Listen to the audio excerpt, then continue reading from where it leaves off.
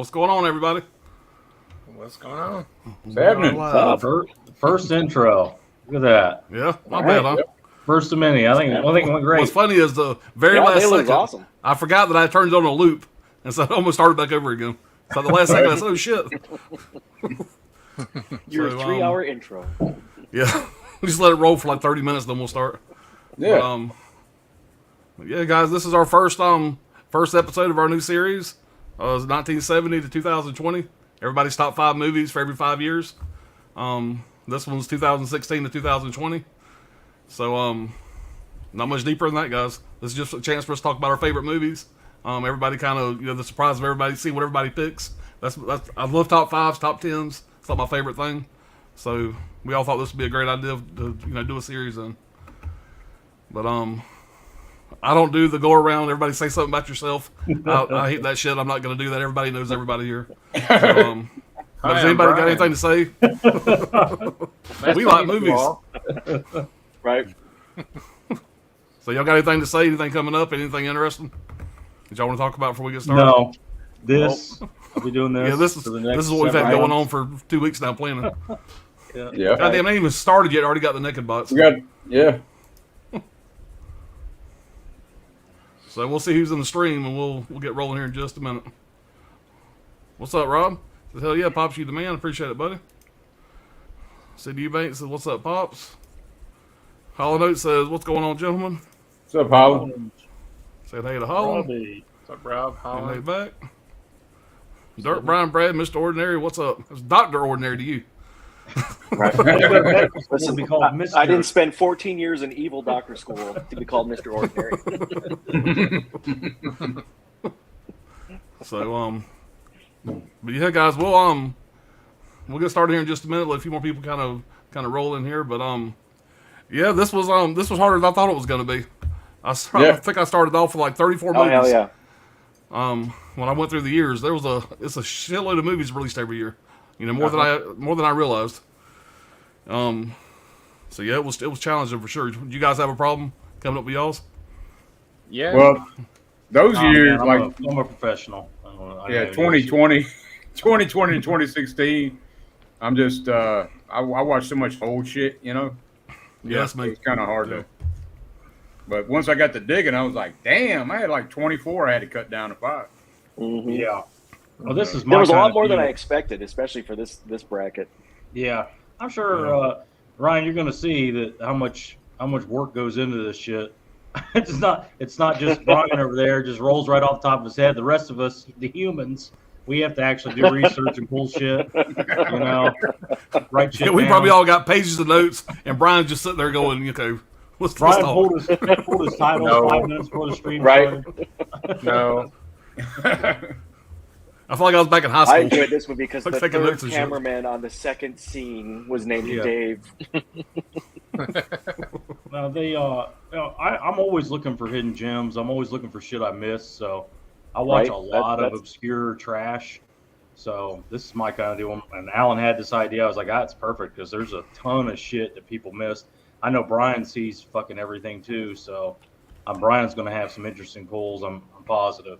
So Yeah, what I'm most excited about is to see what you guys pulled. That's what I've been curious about all fucking week is wondering what you guys are going to pull. Because I feel like Dirk is going to pull some totally different shit than what I pull. And it's, I don't know. And it'll be fun to kind of go back and rewatch this and write down some titles of shit I want to watch maybe I've never seen. Right. So Yeah, that's what I'm looking forward to, too. Yeah.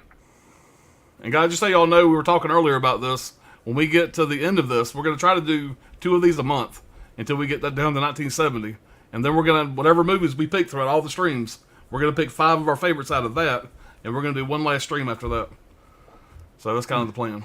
So y'all get ready for that. That should be real challenging. All my favorite movies, got to pick a top 5. It's going to be hard. All right, Rob says, I stand corrected, good doctor. Anthony said, what's up, Anthony? I appreciate the shout out in your last video, man. So that was a good one. Rob says, hey to Anthony. What's going on, Tony? Tony, what's up, Appreciate you man? being here, buddy. Hey to Rob, hey to Tony. Everybody saying, hey. Well, guys, I guess, there's no reason why we can't go on and get started. I I guess we're gonna go just the order we're in. So Dirk, you the lucky man. You get to go first. Now, do you guys want me to go full screen on your picks? What do y'all think?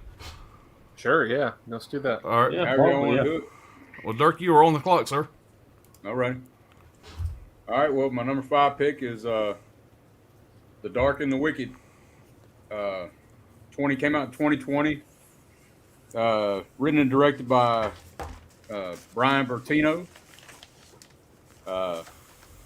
Man, that movie, it's crazy because the budget was only $422,000, but it's like, man, it's a very dark. It's like shot in Texas, and it was shot on the director's family farm. But it's a genuine scary movie, in my opinion.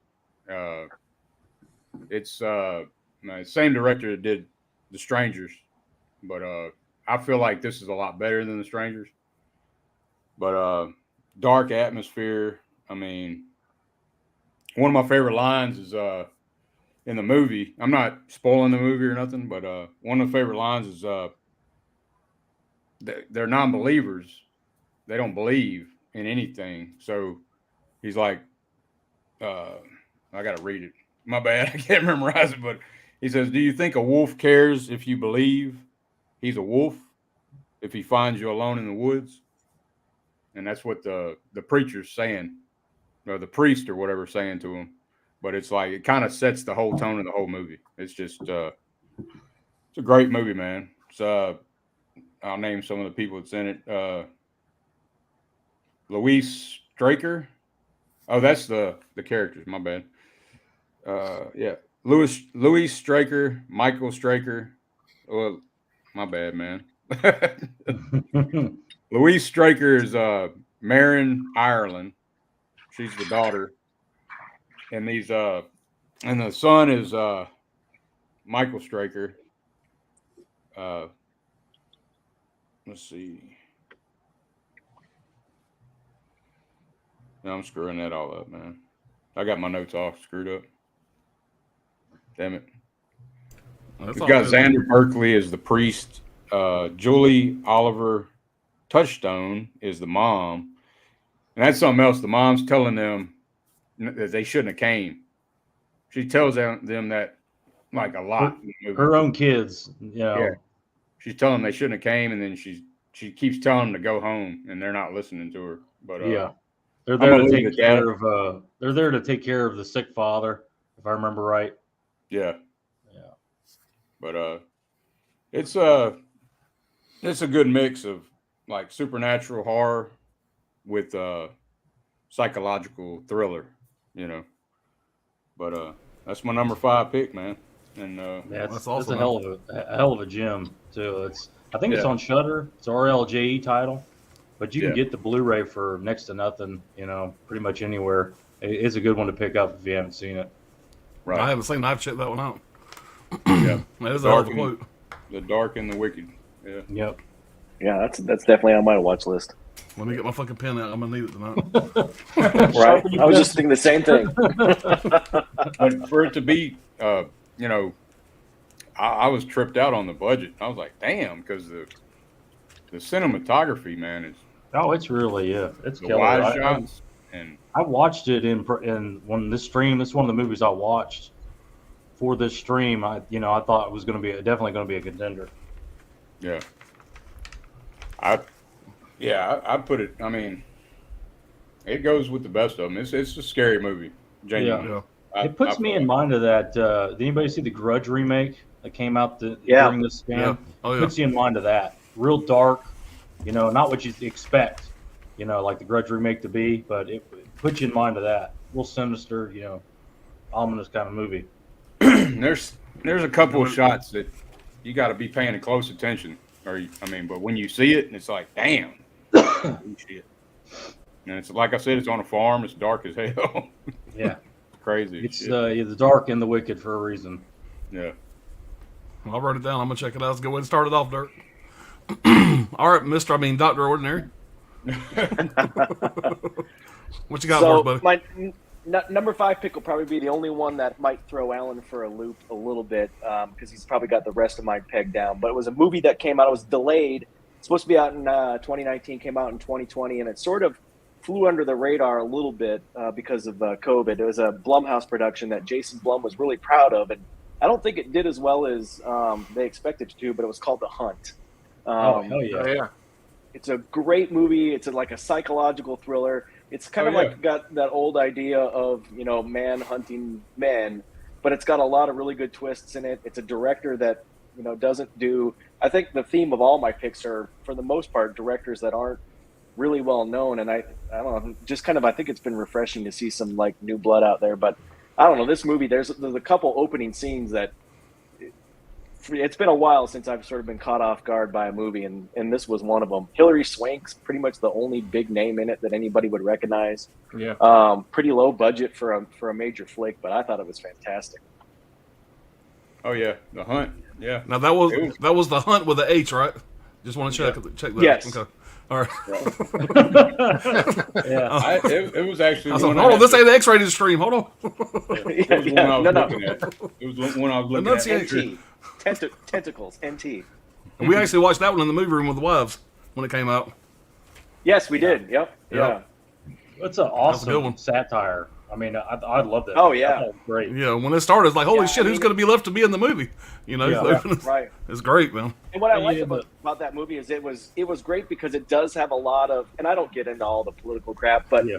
it's in that movie, but it's buried so that it's not in your face about it. Yeah, I Yeah. just got mine in the mail, Brian. Hell yeah. They don't rub your face in like the undertones of it, but it's there, Yeah. which in a way it makes the movie good. Yeah, both sides get it too. I think both Right, sides exactly, get it. yeah. It's a lot of fun, man. I was totally blown away by it in the theater. I like Ike Barinholtz in there. Yeah, I'll be right back, y'all. I don't know. Betty Gilpin in it. She's awesome in it. Oh yeah. Everything Yep. she does is great in it. yeah. Emma Roberts with yoga pants. Yeah. So we'll move on to Brad live from the Red Room. Well, And his you've brothel you've done something here. You changed. If you go back to all of us, like is it just my shit that where it's all zoomed in, or Oh, you I don't know if changed the layout. you changed the layout? Okay. All right. Well, my number 5. I'm glad Dirk went to get a drink or whatever because it's hereditary. I'm here. The number 5. I'm a huge fan of this movie. I saw it in theaters. I'll tell anybody that listens, this is one of the best horror movies ever made. And Hell yeah. there's few movies where I think they're not overrated. This is one that isn't. I don't care. I could see people really climbing a tower about this movie and going nuts because it is that good. It brings that much to it. It's Ari Aster movie. He's made 2 movies now. He's going to be making a third. He made Midsummer. He's going to be making that. He made like a 3-hour movie with Joaquin Phoenix, I guess. That's coming out. But That's gonna be his comedy. yeah, I don't know what the hell it's going to be. It's strange, but this is, to me, it's one of those movies that's infinitely rewatchable because there's so much shit going on in the background that you pick up as you go along. Right. If you're familiar with this movie, it's about, it's almost a folk horror. I mean, it's a blend of genre, supernatural, but there's a lot of things that are getting set up as the movie goes on. And if you follow it closely and on your rewatch, you can see a lot in the background that you didn't notice before. And the main thing I would tell you is Toni Collette, the star. Oh hell yeah. It's a insanely, good performance is not the Oh, word. yeah. I mean, an all-time great performance Right. from her. There are some. I do have some cons with it myself, but Toni Collette alone, just seeing her performance is worth it. She should have been nominated for everything at least, just on her performance. She does so good in it, and I believe her 100%. I love Gabriel Byrne in it, which is it's weird that he's in there because he's in his 70s and she's like 40, his wife in the movie. Yeah. But Gabriel Byrne, Toni Collette's character can't get a word out edgewise without him going, "No, this is crazy. I'm not participating in it. Shut up." He's Yeah. constantly coming down her throat, as a husband would if your wife was saying some insane, crazy, like satanic cult stuff that she's telling him. He's not buying it at all. He's not interested in it, and he goes to the point where he's talking about turning her in, calling the police. He doesn't believe her for one bit. But like I said, there are some cons with it. There's some eye roll moments with it. You've really got to suspend your disbelief. The setups and all that stuff. They had to go to some extreme measures to make the story work. So that kind of thing. I don't want to get into huge spoilers, or any real spoilers, but a big con for me is the kid actor in it. He's been in a lot of stuff. I don't know. I don't remember the guy's name. I don't want to know his name. Really? I think he sucks. I think he's horrible. Man. I didn't believe him at all. And he's the whiniest 17-year-old kid in history. Like all he does is just sob endlessly about everything. He's scared like a little kid. Like they're, Well, shit. He acts like he's 5, but he's 17. That's my biggest issue with it. Right. But like I said, you cannot go wrong with this. I'm all about rewatchability, and you won't find too many horror movies that are more rewatchable than Hereditary. But you can pick up this 4K for next to nothing. I think it's like $17 on Amazon. You won't get a slip, but who gives a fuck? Grab it, check it out, and you can get the Blu-ray for $4 or $5. Yeah. So if you haven't seen this one, slap yourself and buy a copy. Oh yeah, absolutely. And see, I'm still, what the hell? Okay. I forgot to show my the damn release, man. Here it is. Here's Dark and Wicked, man. Yeah. Okay, I've seen that cover. Now, Yeah. are we doing?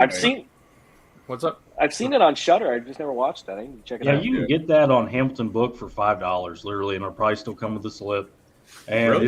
it's well worth it, man. It's a winner, man, all day. Yeah, man. You know how Alan, you talk about naked people smiling? Yeah. There's a little bit of that shit in there. Yeah, oh yeah. Yeah, something about a motherfucker smiling in a horror movie gets me. That movie Smile coming out. That trailer's like, what the hell, man? The smiling guy in this every time. Yeah. He's right. Exactly. That naked bitch in the closet or the corner of the dark room, butt ass naked in smiling. the corner of the room. Dude, that fucked me for a long time. I go into a room, I'm turning the light on for a while after that movie. At the funeral, the little girl looks over. And I watch a shitload of horror movies, and most don't fuck with me. That one did. So him grinning at the funeral, man, every time it kills me. And then of course later, same thing happens. But Before we go on though, I thought we were starting on the year 2020 and going back from there. Or are we just doing? It's anything in the span. Yeah, anything in the span. We're doing our top five. Our five to our number one favorite. Shit, I just did one per year, one movie out of each year. Oh shit! Yeah, I had to ask too. I mean, it still worked. It still worked. Yeah, it still works, but okay. You can shuffle them. You can shuffle them around and put them in order. You can shuffle them from worst to first. Or we could take a station break if you want to go regroup. No, I'm fine with what why don't we go through the comments while Brian readjusts his list for I'm not readjusting my list. I'm good. Well, I mean, the order, at least. Or put the order. They don't have to be chronological. They could be by your favorite, to least favorite to favorite of the 5. All right, Brian, you ready? I'm ready. Okay. All right, so my pick for 2020 is, I guess it'll be my number 5 as well. Vivarium. Okay. Oh yeah. I really liked this movie when I first saw it. It was back. We were in lockdown, and COVID lockdown pretty much. Everything was there was no theaters anymore, and everything was like streaming. And so this is one of the movies that came on streaming that I really enjoyed back in that time. And Imogen Poots and Jesse Eisenberg both shine really well in this movie. Yeah, Poots.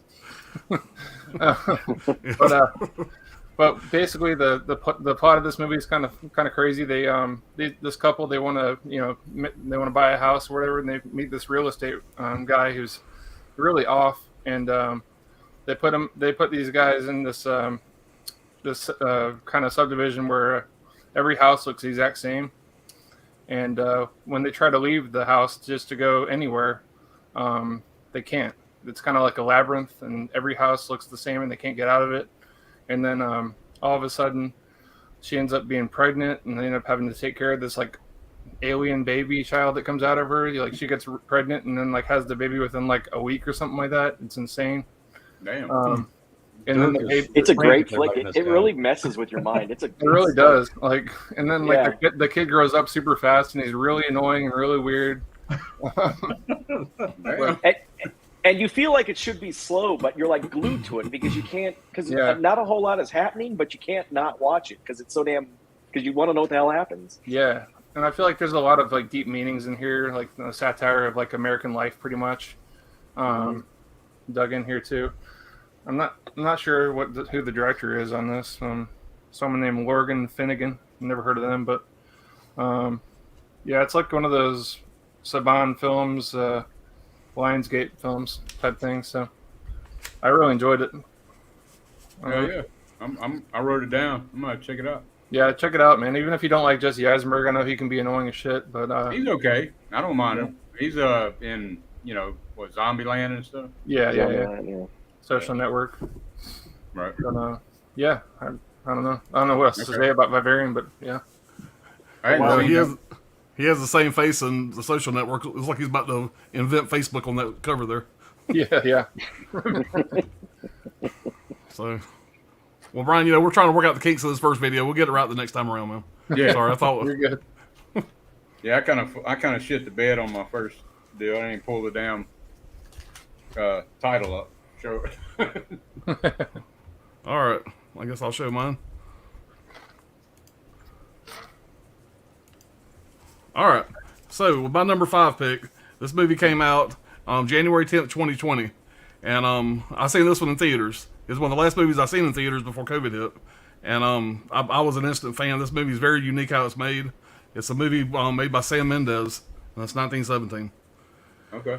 And this movie here is very unique. It looks like the entire movie is one continuous shot. There was a handful of takes in the movie, or a handful of edits in the movie, but they do all the edits like when the characters are not on screen. It's like when they're going through like a dark part or whatever. But the longest continuous shot is like 8.5 minutes, which that's a lot for a movie. Yeah. But Sam Mendes, his grandfather was in World War I, and all the inspiration for this and the facts of this movie came from his grandfather. His grandfather was actually in World War I. So there's a good special feature on this that I can't remember if it's on this or I watched it on something else. But there is a feature out there where they're interviewing the director, Sam Mendes, and he's really talking to his grandfather about all of his accounts. It's pretty interesting. But this stars Dean Charles Chapman, which you probably know him from Game of Thrones, and George McKay. I didn't really know him from anything else, and a guy named Daniel Mays. But this is a intense ass war movie. If you like war movies, this is a damn good one. It's one of my favorites. I was an instant fan when I seen this. So that's my number 5 pick. Hell yeah, I'm gonna have to check it out. I've skipped that was that. great. You're Right, glued to it from to start check to finish too. Yeah, when this starts, man, it's like you don't take your eyes off the screen because it's like I see you don't get time to breathe. It's a continuous shot the whole really time. Is. These two guys are basically traveling across enemy lines, trying to warn this big battle that's fixing to happen, trying to warn this brigade not to do it, trying to save hundreds of lives, and they're going through shit they shouldn't be going through, just 2 of them, and you're basically right there with them, and they make you feel like you're right there with them the whole time. It's shot amazingly well. It's like nothing I've ever seen. That's World War One. Yeah. Yep. So it's a fantastic movie, and there's some scenes in this that just take your damn breath away, man. It's it's intense. Oh yeah. Same director of American Beauty too. Yeah.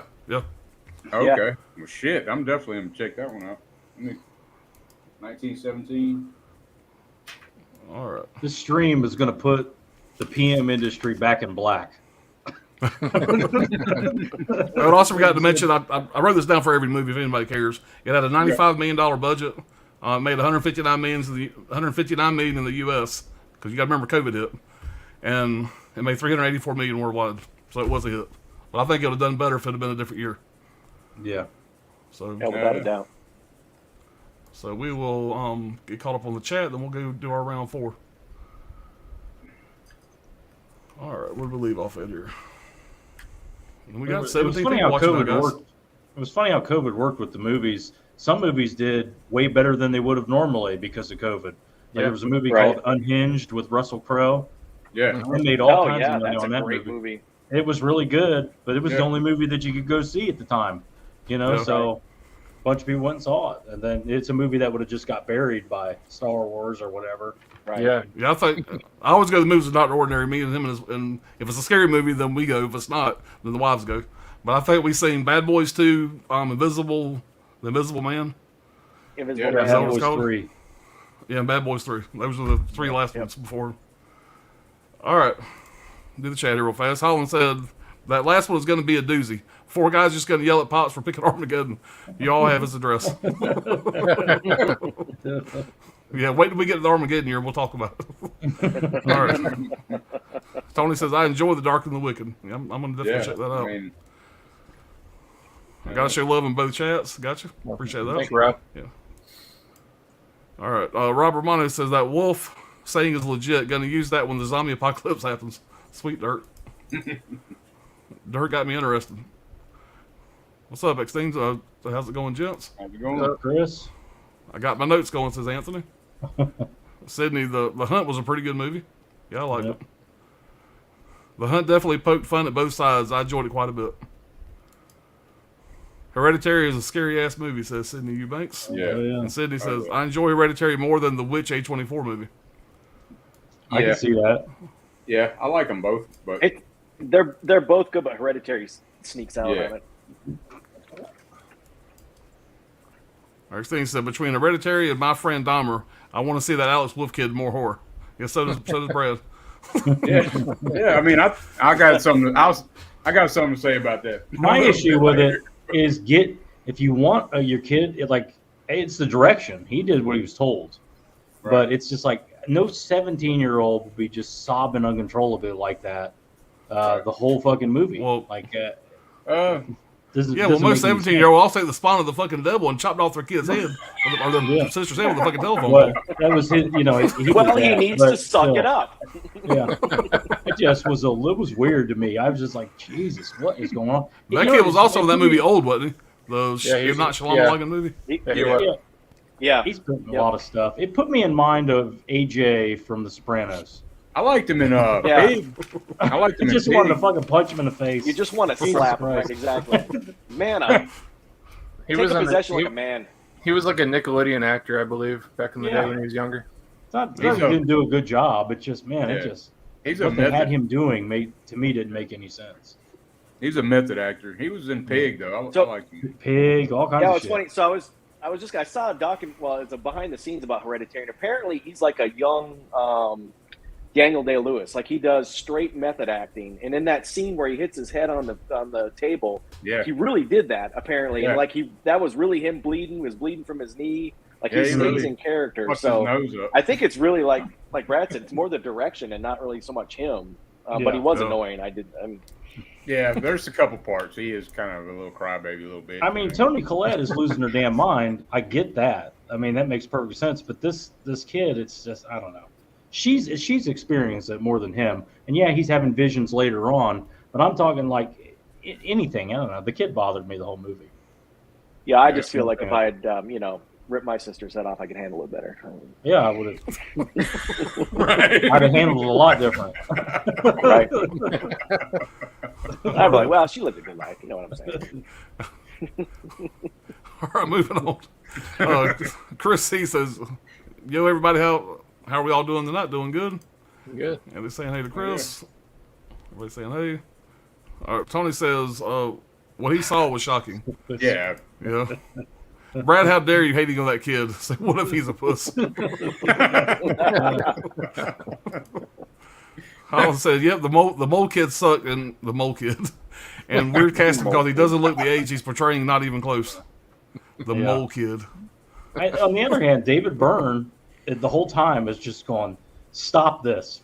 Shut up. Stop it. It's just, I don't know. The contrast, all that stuff. We already have somebody going hysteria. Him being so over the top, like upset, I think kind of draws away from Toni Collette, who's actually acting, and a lot more believable, I thought. Chris said, just watch the whole critical drinkers take on the WB cancel Batgirl situation. Have to admit, a lot of his points I agree with. Yeah, I haven't watched that yet. Chris, I have Hereditary and Midsommar on Blu-ray. I have a few A24 titles on Blu-ray. I love that film company. Yeah, me too. Yeah. Oh yeah. Yeah, they're good. All right, Chris, Midsommar messed with me big time, and I saw that in the theater. I love that movie. I feel like A24 has kind of beat the shit out of Blumhouse the past couple years, but Blumhouse trying to come back on them a little bit, you know. Blumhouse had a couple of bombs in there, and A24 were definitely making a move for it. Oh yeah. Yeah. I mean, what was the last big Blumhouse movie? Black Phone. Black Kills? Phone. Okay, Black yeah, Phone. probably Yeah, Black Phone. that was a good one. But they didn't have much before that. Yeah. I liked Freaky. Yeah. Yeah, Is that Vince Yeah. Vaughn? Yeah. Yeah. Yeah, I watched that on stream. Yeah. That was pretty good. It wasn't bad at all. No, the kills are It was brutal. I wasn't expecting much. It was pretty good. Yeah. All right, Chris says, good choice, Brian, for Vivarium.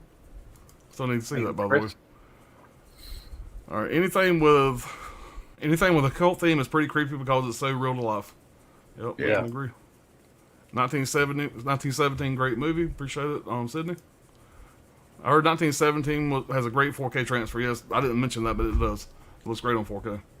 And it sounds really good with a good sound system. It sounds really good. 1917 was an awesome theater experience. Yeah, that's a movie that you definitely want to see in theaters. If you were able to back in the day, it was a good theater experience for sure. That was Crow's best part. I've seen from him in years. Yeah, I mean, yeah, Unhinged. Oh Yeah. yeah, Russell Yeah. Crowe. Yeah. Yeah, he's bonkers in that shit. Right, Yeah, Unhinged was great. I was rooting for Russell Crowe's character. right. You were rooting for him to kill that little boy? Damn, Anthony. Listen, if you drove Well, into traffic, we had to drive in. You'd be right there with him. Yeah. It's like falling down with Russell Crowe. Oh, what a great movie! Yeah. I I'm love sorry, Falling sir. Down. It's 10:31. We're no longer serving breakfast. Look at this miserable squash thing. All right, what's up, Holland? Alive is one of my favorites for 2020. Alive. Hashtag Alive. Yeah, I think I had that movie back there. All right, with what WB is doing and what I've seen with the Targets and Walmarts, my Blu-ray collection has definitely gotten a lot bigger over the last few years. I think he's talking about. I heard something today that HBO Max is basically getting taken over by Discover, the Discover network. And they're merging. Yeah, AT&T is merging some of their stuff with a Discovery, and they're going to have a new streaming service where it's going to be combined Discovery's it'll TV be one stuff, big streaming. Yeah. yeah, and the movies from HBO and DC and all that stuff. I can't keep up with all this news about streaming networks and rights and all this stuff. Like Jesus Christ. No. AT&T wanted to dump a lot of their debt off in the deal, so it worked for them. Fuck AT&T. Let me watch fucking TV already. All right. What's that? Posey is Possessor. Possessor. Yeah. Possessor. That was pretty Okay, good. it's very good by David the way. Cronenberg's Cronenberg's son, son did that movie. Yeah. Yeah. I watched that. That's a in trippy the last ass year, I movie. think. It was Cronenberg, excuse me. What's up, Coco? Come on, He Coco. Appreciate you definitely- being here. he Thank you for definitely letting us took from his borrow your dad. guy for a little while. Yep. Coco. Chris says Tony is a great actress. Yes, she really is. Oh yeah.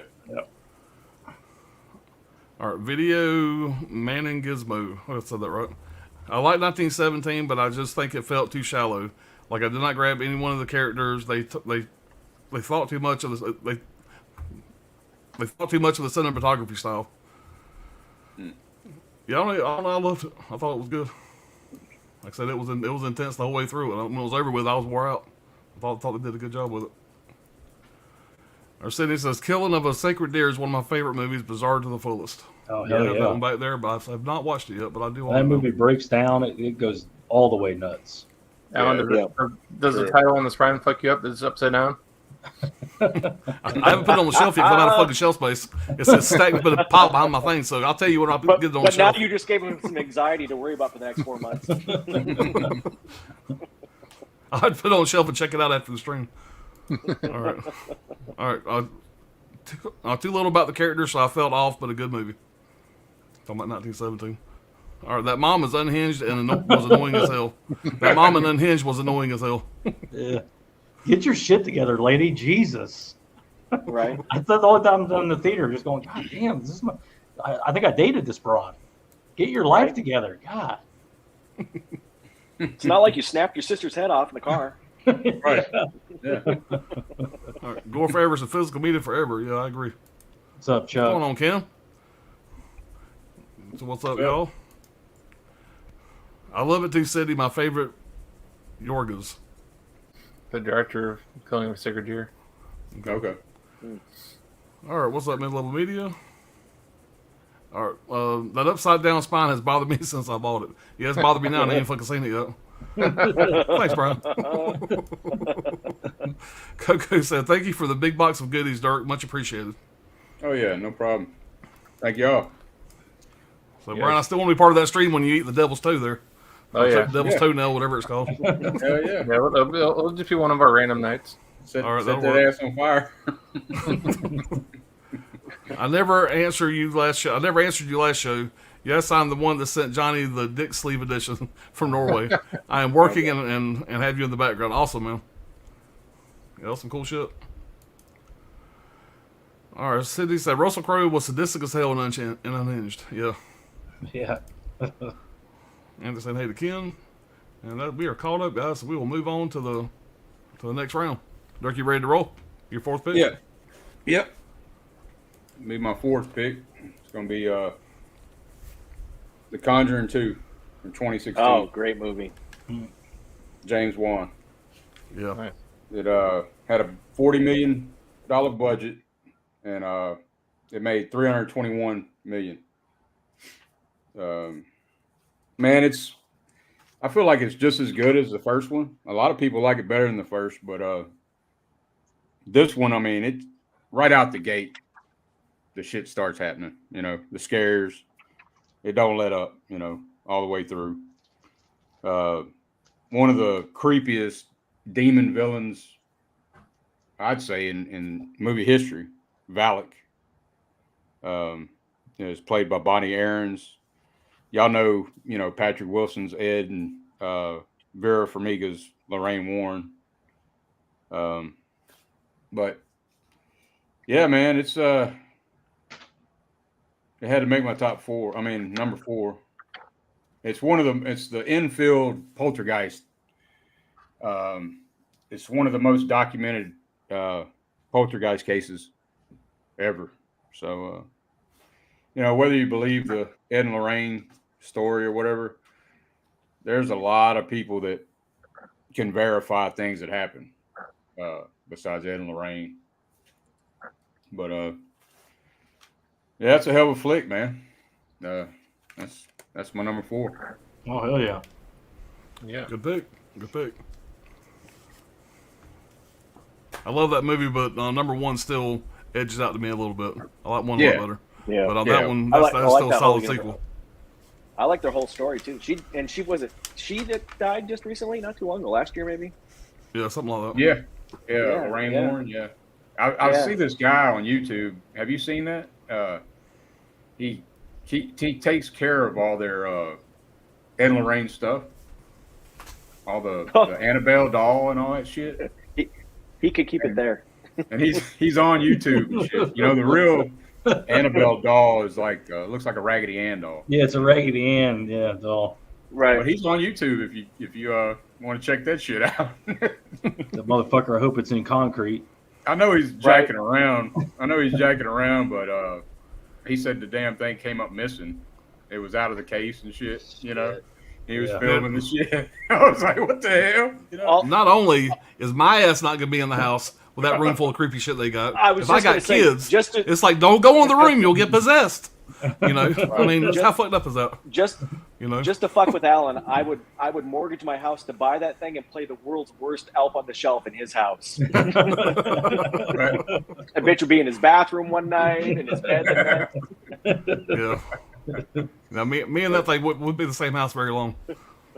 But those shots in that movie, man, it's insane. They had to make that, they had to build that house, and it's everything, sound design, all that shit. But I mean, 40 million, I guess you can do a lot of shit too. Yeah. Right. Yeah, part one made a ton, so they had plenty of money to work with. All right. We will go on to you, Dr. Ordinary. All right. So my number 4 pick is kind of reflective of my age. So I kind of like Alan, I grew up being a Star Wars nerd, horror movie nerd. And so I was kind of a Star Wars purist. So it was weird for me to pick this one. But my number 4 is Rogue One, because it's not part of the traditional Star Wars series. But there was something about this movie that just resonated with me. It came out in 2016. It was directed by a guy who was a digital artist. He hadn't really directed anything before this. I think he did the Bryan Cranston Godzilla. But just the way this story flows, and the how you feel for these guys being the downbeaten rebels, everything in it to me just resonated. And of course, then the ending. I mean, this movie came out 17 days before Carrie Fisher died. And I saw an interview with Kathleen Kennedy that she sat down with Carrie Fisher and actually showed her that scene. Now, they got a lot of crap for this because this was right when they were first taking actors and CGI them into their younger selves, and a lot of people called bogus, which I think probably was kind of a knock against the director, since he was a digital artist. But Carrie Fisher actually didn't know that this was CGI. She told Kathleen Kennedy when she first watched it that she thought it was a scene that they had originally filmed and then cut. She didn't realize that it was completely CGI'd. Just, I don't know, everything about it. And then the military scenes, like being a former military myself, all the extras that they used to reinforce the rebels. I mean, the way they talk, the way they act, the way they move was just super authentic to how things go down in the military. So there was just something about it that, and I guess to seal the deal, George Lucas himself said that he thought it was much better than The Force Awakens, which is kind of crazy. Right. So that's my number 4 pick. Oh yeah, Good that's pick. I ain't gonna argue with that. DC. It's like the DC of Star Wars movies. Like I always thought. Yeah, that was exactly. That's a good way to put it. Yeah, really right. well made. And it was one that I went into it kind of skeptical, honestly. It's like, oh, all right, we're going to start doing this now, where we've got. I feel like it kind of set the way. I mean, obviously, because Kathleen Kennedy was involved, but it set the path for the future for Mandalorian and the Book of Boba Fett, and all these guys. More adult themed, stories in that universe. Yeah. Yeah, it was a lot less. Yeah, exactly. It was a lot more serious and a lot more, gut wrenching. Yeah, we got to do something serious. It's not going to be fun. Right. These people are blowing shit up. It's real. Right. Yeah, and people are dying, like actually dying here. Yeah. They're blowing planets up. We got to do something to stop this. We may and not. all that being said, the final scene with Darth Vader, I turned into a 12-year-old kid again. That final scene with Darth Vader, yeah. Oh, the whole last 10 minutes of that movie, I just. Yeah, that was an awesome movie. All right, Brad, what you got for us, buddy? Well, I don't think a lot of people have seen this one, but this is right up my alley. This is my kind of movie. It's like I said, it's a non-linear kind of weird movie, but it's Brawl on Cell Block 99. I don't know if you've seen this one. Oh yeah, hell yeah. Definitely a gem. It's a Zoller movie. Craig S. Zoller. He's only made 3 movies. I love all 3 of them. I won't go into those, but it's written and directed by Craig Zoller. He also does the music in all of his movies to save money. You'd never know it. He produces, writes the songs, performs the songs. I think he does the craft service, makeup. I mean, anything he can do. Really great director, in my opinion. I don't know why he's not doing more. Who knows? But this movie is about a former alcoholic, ex-boxer, mid-recession, loses his job, comes home, finds his wife has been cheating on him, and they want to start over. He wants to start over with it, the financial problems. He's working all the time, he wants to start over, so he turns to crime to reinvent himself, give himself a better life. He wants to have a baby and all that stuff. So he turns to crime, and of course, he ends up in prison.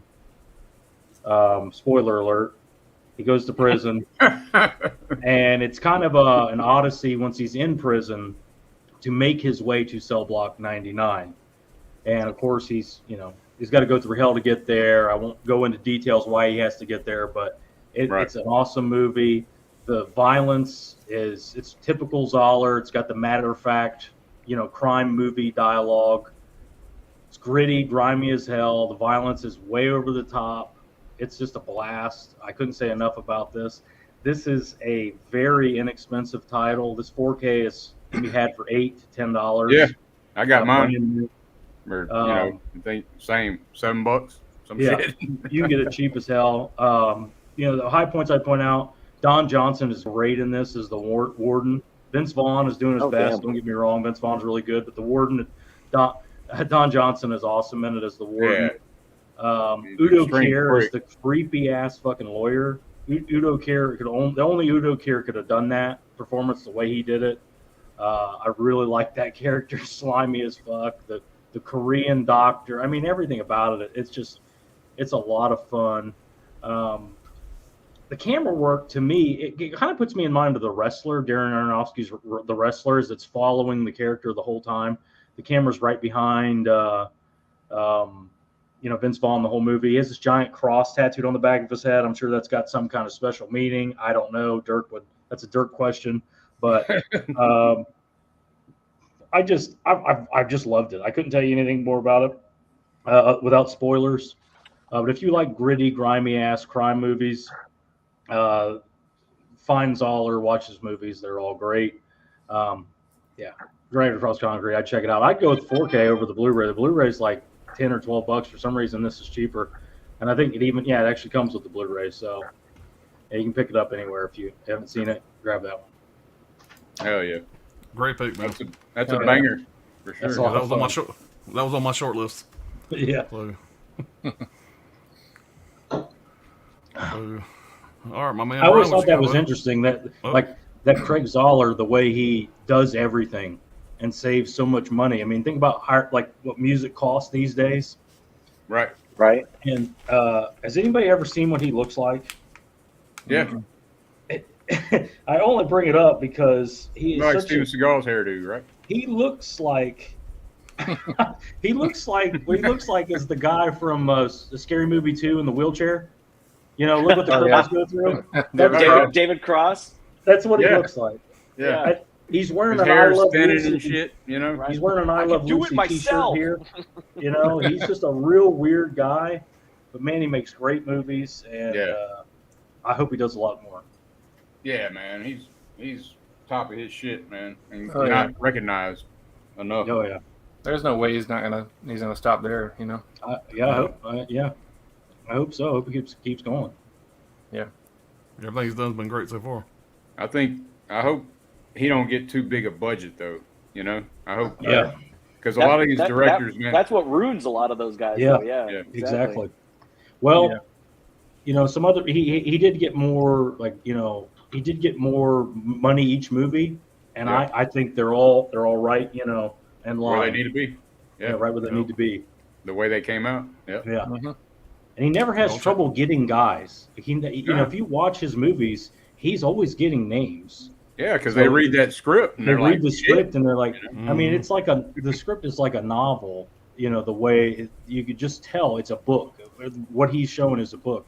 And I watch every interview I can find on the guy. He's got 12, 13 other books he's written, already. So he's not going to stop. He's Tarantino-like in that way, where he's a writer first, and he just happens to be good at everything else too. That's why the dialogue is so good. Yeah, it's killer. Yeah. All right, we'll go on to Brian here and see what he's got for his number 4. All right, guys. So number 4 for me. I'm jumbling my picks up a little bit here. So this is from 2017. This is 3 Billboards Outside Ebbing, Missouri. Okay. With Frances McDormand, Sam Rockwell, and Woody Harrelson. Damn, I need to check that one out. I've heard nothing but good things about it. Pretty solid movie. Basically, what it's about is Frances McDormand's daughter. I think it was like 6 months or a year ago that her daughter had been raped and murdered, and nobody had found the killer. And So she's still distraught because the cops don't give a crap about it anymore, about the case, and so she wants to like make them aware again to keep on looking until they find this killer. So she puts up these billboards that say all sorts of stuff, just kind of red flagging the cops to for her to take them down and everything, because they're kind of like explicit and everything and what they say about raping her daughter and everything. Yeah. So she kind of gets in a feud with Sam Rockwell and Woody Harrelson, because Woody Harrelson's the chief of police and Sam Rockwell is just like a cop, just kind of like sent kind of after her. I think this is one of probably Frances McDormand's best role, I think, in my opinion. She won an Oscar for this role, and Sam Rockwell won Best Oscar for Supporting Actor in the Oscars that year. Yeah. Well, the 2018 Oscars it would have been. But the same director that did Seven Psychopaths and In Bruges, Martin McDonagh. So if you like those movies, I love Seven Psychopaths. Yeah, that's great. So I highly recommend checking this one out. Yeah, man, I'm definitely got to check that out, because I seen a trailer for it the other day and I was like, damn, I haven't seen this shit. Yeah, like if you watch the trailer, you might not be like too into it, just thinking about the Well, I just seen the cast and I was like, damn, man, that does interest me. It was nominated for Best Picture, didn't get it though, but 7 nominations it says on the disc here. But yeah, it's just a solid flick all around. Right. And it's directed very well, and just, I don't know, awesome cast. I love all three of their performances in this. That's a hell of a slip too, man. I like that slip. Yeah, man. Spot gloss and shit. Yeah. But yeah. Spot gloss with the mat. Hell Yeah. That's a great pick, man. I seen that in theaters. That was a good movie. Mm-hmm. All right, my number 4 pick. I guess I'll break my screen big, I guess. Make y'all suffer through it. I guess. Watch me now. All right. So this movie here was one of the most unique theater experiences I ever had. Me and my daughter went seeing this in theaters, and anybody else that has seen this in theaters is going to relate to what I'm talking about.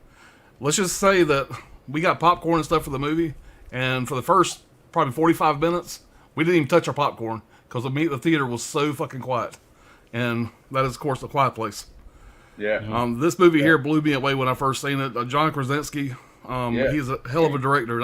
I can't wait to see what he does in the future, because he's a hell of a director. Emily Blunt was fantastic in this movie.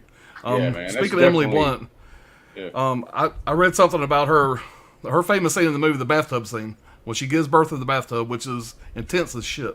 Well, she did that entire scene in one take. Damn. And as soon as she got done with that scene, because you've seen how intense she was in that scene, she literally got up out of the bathtub, looked at the crew, and says, "What's for lunch?" It was like no big deal. I mean, and everybody started laughing, like, what the hell? Because they were all sitting there watching this going, my God, because it was one take. So they didn't see her do it 20 times. It didn't lose its effect. They did one take, and she knocked it out of the park.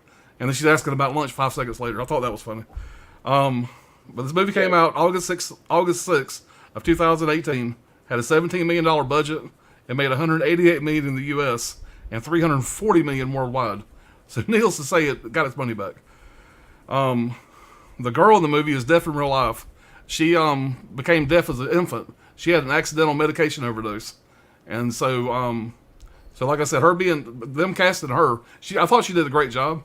Them casting her as being a deaf person, I thought that just added something to the movie. There was only, speaking of that, there's only 25 lines of spoken dialogue in the entire movie. The rest is sign language. Yeah. Damn. And so I thought that was kind of crazy. And also, I didn't know this. John Krasinski played the creature. He did the motion capture suit for a lot of the creature stuff. I didn't realize that. Damn. I wrote down some notes here. Stephen King sent a message to John Krasinski to compliment him on this movie. He said, it was an extraordinary piece of work, terrific acting, but the main thing is the silence and how it makes the camera's eye open up in a way few movies can manage. So come on, when you make a movie, a new director, you get Stephen King to send you that's got to be pretty cool. So the first line of dialogue was not spoken until 38 minutes into the movie. And the entire time, the whole theater was bone quiet. I mean, nobody was eating, nobody was drinking. Anytime you try to eat a piece of popcorn, it just ricocheted. It was it was a very unique movie experience. I went and it was packed too, man. Yeah. The theater. Same experience. Yep. Everybody was great. there too. What's really weird about this movie here is, go ahead. I'm sorry, Ryan. Go ahead. I was going to say, I also remember seeing an interview with John Krasinski that he made everybody on set learn sign language specifically for that actor. Yeah. Yes. I thought it was cool as hell.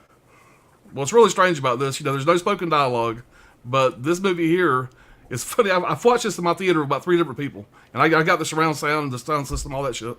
But you wouldn't think this movie would be one of the best movies to play in here because there's so little sound. But the sound they use in this movie is so effective to go along with the little dialogue. When sound plays, everybody that has watched this in here has all jumped and was like, holy shit, had a bunch of holy shit moments. And the fact that most of that is done just from the music, just the way they do this, the soundtrack, right, the cinematography, all that stuff. It's a very unique movie. I absolutely love it. Probably love the steelbook, by the way. That's all it did there. It's badass. That is clean. And that deaf girl, great man, flick. She's really deaf. Yeah. The fact they casted her, I mean, she could act. They cast her being a deaf person in a movie like this, man. It was great. I loved everything. And she looks like John Krasinski, so that helps. You know what's funny? I thought the same thing too. I was like, damn, is that really his daughter? That's what I thought. Is it his niece or something? But guys, one of my favorite scenes is when they're just in the living room, everybody being quiet. They're playing the board game. They got the little crochet pieces, whatever, and they accidentally knock something over, make a noise. Just that tension, man. It's like, and up to this point, there's been no spoken lines in this movie, so everybody in the theater is just going, and it's just when that creature makes that first loud bang. Oh, it's so great. I love it. So, shoot your pants, spill your popcorn. Did anybody hear the rumors? I mean, there was rampant rumors that this was a tie-in to Cloverfield. Like it was, they send the big monsters to the big. Yeah, exactly. Yep. It did make sense, the way they did it. Like the big monsters would be in the big cities, and then they would send these sound monsters into the rural areas to find people. But it never materialized. I'm glad it didn't, though. Yeah. Well, hang on just I don't know how it worked. I got a super chat, guys. Appreciate it, Kim. But if you put J.J. Abrams and John Krasinski together for that would have been fantastic. Oh yeah. No doubt. So sorry, I didn't mean to cut you guys off there. All right, mid-level media is Ken says, shout out to Sing Street, my favorite movie from 16 to 20. Check it out if y'all have never seen it. I have seen it once. It is a solid movie. It's not quite going to make my top 5, but it was a good one. I appreciate the $5, man. That's awesome. Oh, nice. Yeah, I haven't seen it. I haven't seen it, but I've seen the director's other 2 movies. It's a good movie. It's underrated. Yeah. All right, we'll get caught up on the chat here, guys, and we'll move on. Yeah, Brad, I didn't realize that was a potential tie-in to I'd heard that. Yeah, I'd heard that rumor. And after I heard that for the first time, and then it kind of all of a sudden made sense with the 2 different monsters, because Cloverfield kind of surprised me too. Yeah. Yeah. Oh yeah. Did you like the second one? The first hype movie ever, Cloverfield. Right. all The right. second one, the Cloverfield Paradox. Cloverfield Lane. Yeah. Oh, the Paradox one. Yeah, I think that's that's what he means by the second one. Whichever the second one was, I didn't care for it. So, do you mean the one where they're in the bomb shelter? I In think the bunker, so. that's Cloverfield Lane. Yeah. That's Cloverfield 10 Lane. Cloverfield Lane. Yeah. You know that tie-in to Cloverfield John, was not. Yeah, John Goodman. Yeah, the tie-in with Cloverfield was done later in post. Like that wasn't they added that. It wasn't supposed to be a Cloverfield movie. Really? Yeah. Yep. John Goodman's Now the fantastic Paradox in that, one by the is way. where they're on the space station. Yeah. Yeah. Yeah. I didn't care for that one too much. I didn't either. All right, get caught up in the chat here. Ken says, Conjuring 2, I can't decide between that and the first. Both so good. Yeah. Great universe. Kind of went downhill a little bit with La Llorona and stuff, but still a good universe. And Conjuring 3, well, I was a little disappointed in that one, but it was all right. Yeah. Sydney Eubanks said The Conjuring 2 was okay. Robert Mono, like 1 and 2 a lot, haven't seen Conjuring 3 yet. Is it any good? Nope. I didn't think. I mean, it was okay. It was Takes a big takes a drop. big dive. Yeah. Yeah, not the same director, not James Wan. So. No. All right.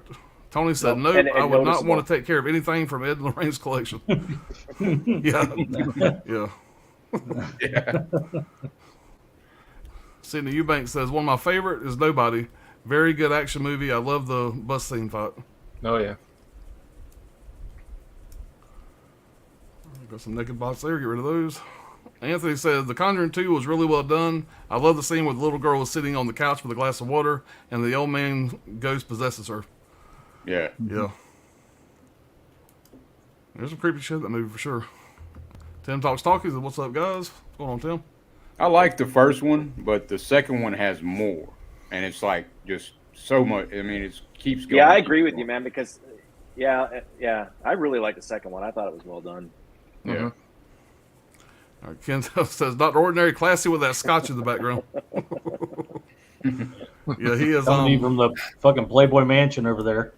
Let's just say when me and my wife go to this house, my wife usually drives me home. We sit back there and watch movies, and we hit that scotch there. That's usually why on the late night live streams, a lot of times I'm hammered because that scotch you see behind him right there. It's just rusty water, Alan. Oh, yeah, I'm getting too old for that shit. All right, what's up, Mel? What's going on, fellas? Rob says, "Thank you for your service, Dr. Ordinary." Oh man, I appreciate that. Thank you. All right, Mid-Level Media says, "Hey, Mel and Timmy." John Still re-sleeved. Yo, hello. What's up, John? Say hey to John. Hey, Ken and Mel again. Guess they were in another stream together. Dale on Movies. What's up, guys? What's going on, Dale? My Killer Podcast says, I was saying hey to Tim. What's up, Kenny Levels? I almost said time. Almost time. Yeah. So I thought it was time too. It's time. John Still says, what's up, good people? Tim says, dude, Brawl is absolutely fucking brutal. Yeah. That fight scene at the end in the prison. Watch your fucking mouth, The Tim. very end. No, Tim, you're amongst friends, man. Let it go. I like it. That head Let it all hang out there. that head looks like a watermelon in that last scene. Yeah. Oh, man. Brutal, little man. parts, but it's still good. All right. Well, Ken says, I need to watch Rogue One again. It bored me to tears in the theaters, but I feel like I'd appreciate it more now given the shit show ending of the new trilogy. Rob said, what's up, Tim? What's up, Mel? Brawl on Cell Block 99. Good movie. Dude, Brawl is so good. Oh, it's a winner. Hey, Rob. Hope you had a great day. Damn, we got a lot of people out there, guys. Hold on. 100, what's going on, man? Saying hey to y'all. Hey there to Rob. Thanks, Tim. Hope the same to you. This is a really cool series idea, but man, I'm so down for you guys getting into the 80s. Yeah, the 80s are going to be really, really hard for me personally. Yeah. Yep. It's gonna be tough. Same here. That's going to be tough. The 90s. 80s Ken and says- 70s, too, you know. 70s too, but the 80s is what I'm exactly. really going to struggle. I'm going to struggle. 70s and 80s is going to be a struggle. You should have heard these bitches for these 5 years. They're fucking acting like they're giving birth over here. Like, God damn it, there's so many it's good movies to pick Yeah, from. I had like, I dwindled down to like 34 titles. That's what I had.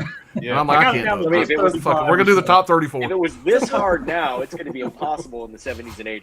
Yeah, it's like getting rid of your children, you know. Yeah, I was What was telling it? The best analogy you ever tell them, Brad. I was telling Alan, and it's like I feel like I'm the lady from the end of The Good Son, you know. Yeah. Two of them hanging over the fucking cliff. You got to drop And one I'm off. gonna make a decision here. You got to drop Macaulay Culkin, man. Yeah, Right? Oh, hell. but they're both Elijah Wood, you know. I love both right. of them, Crack me so up. I gotta figure it out. Our kid says Bone Tomahawk is a legitimate American classic. Yeah, it is. Yep. Hell yeah. Very good movie. Yep. Love Three Billboards. Woody puts on a hell of a performance on it. I've only yeah. seen it the one time. I need to watch it again. I liked it. 10 says, also the score is Cater Burrell and it's absolutely fantastic. Sorry if I said that wrong. One of my favorite scores of that year. Three Billboards is good. France McDormand is a wonderful actress. You know, I liked her in that, but I think her best performance is still going to be Fargo. Fargo. Yeah. Blood Simple, you know. Oh, Blood Simple, yeah, man. Tony says I enjoyed Three Billboards. Also, I got 4 movies to watch so far. I like her in Almost Famous, too. Oh yeah. Oh, Oh, yeah. yeah. What a great Yeah. movie. Forgot about that. Yeah, when she's talking to the lead singer of that world famous rock band and she brings him to his knees. Yep. It's pretty Right. pretty funny. Anthony says Sam Rockwell is incredible in Three Billboards. I mean, he's good in everything. What a great character actor. I love him in Green Mile. Tim says, Quiet Place is one of my best theater experiences in my whole life. Yeah, it's definitely my top 5. Absolutely. Sound design, like you were saying, is it's insane. Oh my God, man! Theater, I really didn't know what to expect. I seen the trailer. They played the trailer forever before they finally came out, but I didn't know it was going to be quite like that. And so when I seen it, man, it was, and our theater was packed. That's what made it even better. To have that many people in the theater, and nobody was talking. Yeah, it was There's no sound. It was great. Yeah, the visuals keep you interested. I mean, it's. And John Krasinski don't even like horror movies. That's what's exactly really right about it. He'll tell you, I hate horror. I don't like it at all. Yeah, he's good at it. Yeah. Cindy says A Quiet Place is a good movie. And something else I read, by the way, if you notice in the opening scene when they go to the grocery store and they're all quietly walking around the grocery store, all the shelves are barren except for one shelf of potato chips.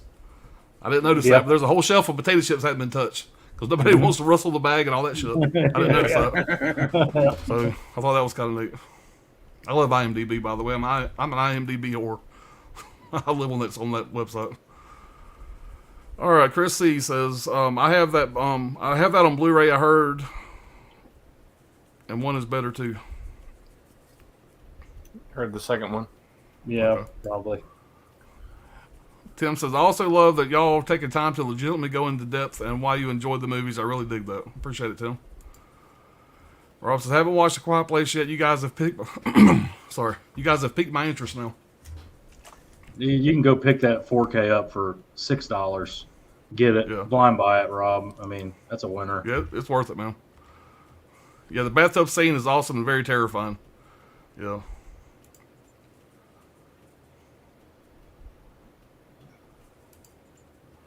All right, Tim says, sound design is a big deal. It was nominated for sound design, right? I didn't look that up. I should have. I would think so. It should have been, if it wasn't. I don't know. I prefer Quiet Place too. Yeah, I was a big fan of that too. That was a great sequel. I like them both. Yeah. I like the way they went back and showed how everything kind of started. Yeah. That was pretty cool. All right, Coco says, great pick, Pops. Love this movie. There is now a Quiet Place kind of game of like a hide and seek, ghost of the graveyard where you hide around the house and the it person has a Nerf gun. Brian, you got something you need to tell us, buddy? That sounds like a hell of a time, though. right. I'm gonna go buy me a Nerf gun tomorrow. Coco says, check out the videos online. Pretty funny. I have to do that. All right, Joe Joker said, what's up, everybody? Scotty? The monkey. The 80s, the Lost Boys for the win. It's going to be tough. Yeah. Chris C said, the 80s, God, where can you start? They're all good. Shit, I'll put Scarface up there and Carrie and others and any other Brian De Palma. 1917 was one of those movies that kept my attention the entire time. What a great movie. Glad it got a 4K with a slip. Oh, yeah. Yeah, I do agree. What's up, Craig? What's going on, Craig? Mama Blu-ray, good evening, gentlemen. Appreciate you being here. Hey. No. Getting attacked by sex bots again. All right. Tim says, I looked it up. It was nominated for sound editing. I appreciate that, Tim. Yeah, I would think it had to at least be nominated. So, yeah, I mean, if not win the damn shit, I don't know. Yeah, it was fantastic, man. I can't say enough good things about it. Let me take that chat off. Well, guys, we are up to round 3. Moving right along. Right. So, Mr. Dirk, you are on the clock, sir. All right. Well, I don't have the damn movie. It's supposed to be here. I just saw this movie, which I can't believe I just seen it 2 weeks ago, and that is S. Craig Zoller's Dragged Across Concrete. Now, I don't have that movie, but this is it. The one Brad was showing, so this is my fill-in copy. And man, Dragged Across Concrete is I mean, it's a real bleak neo-noir crime thriller realism masterpiece, man. I mean, that's the best way I could sum that up. And I mean, the villains are like you don't know shit about them, but you know they ain't fucking around. Like right out the gate, there's a like oh shit moment that happens. I'm not gonna spoil this movie, but man, and it's like almost it's like 2 almost 3 hours, man. And it's a slow burn, but the dialogue keeps you in it. I mean, it's written well. It's a badass movie. And like I said, I can't believe I just seen it 2 weeks ago. I just ordered it, and shit should have been here. But anyway, it's like I said, written and directed by S. Craig Zoller. Got Mel Gibson, Vince Vaughn, Corey Kittles, and Michael Jai White, Jai White, yeah. yeah, and Jennifer Carpenter. And let's see, Udo yeah, Kier. who? Udo Kier's also in it. He has a Okay. cameo. Yeah, I was just naming them. Zoller loves Udo Kier, so he'll put him in anything he can. Right. It's Summit. It was released by Summit Incorporated and Lionsgate. Y'all want to pick that up, but yeah, I mean it's just insane. I mean, the shit that goes down in this movie. It's like tragedy after tragedy after tragedy, and it's like it's very real in that regard. It's not a happy ending. Let me put it that way. Not for everybody, and it's kind of hard to differentiate the good guys from the bad guys. Except the one set of bad guys, they're fucking bad all the way. But the other guys, the cops are kind of dirty a little bit. But I'm not gonna go too deep into it. But great flick. That's my number 3. That's a hell of a pick. I'll show it off for you, Dirk. There it is. Yeah, There you go. Waiting for that shit. Hell yeah. Yeah. Yeah.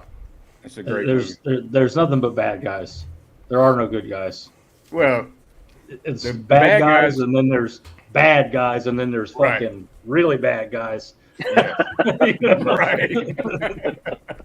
I love what you Right. said about the criminals, the crew, the real crew. Yeah. They're the captain of the no fucking around crew guys. Right. I mean, there's no. Yeah. And There's the movie's called Dragged Across Concrete for a reason. Yeah. It's not crime. It shouldn't be a crime movie. Should not be pleasant. It's crime. Yeah. It's not a pretty thing. It's an ugly thing. And Right. that movie's all right. Yeah. That shit, man, is those villains though, man, they're just like they don't give a shit, dude. Like they don't give a fuck. It's Human life is nothing to these right. these They're gentlemen. brutal as hell, man. Yeah. Great pick, Dirk. Appreciate it, man. All right, we are back around to Not Ordinary again. What you got for number 3, buddy? All right, my number 3 pick is a movie that I had high hopes for, and it completely delivered because the original. It's a sequel to original that was a big part of my what got me interested in movies, and that's Blade Runner 2049. It's not a movie that's going to have a lot of action in it. It's like the original Blade Runner. It's kind of all about the story and the cinematography, but it completely delivered with Ryan Gosling kind of like came through, although he's doing the Barbie movie now, or whatever the hell that is. Harrison Ford, Jared Leto came out in 2019, I think.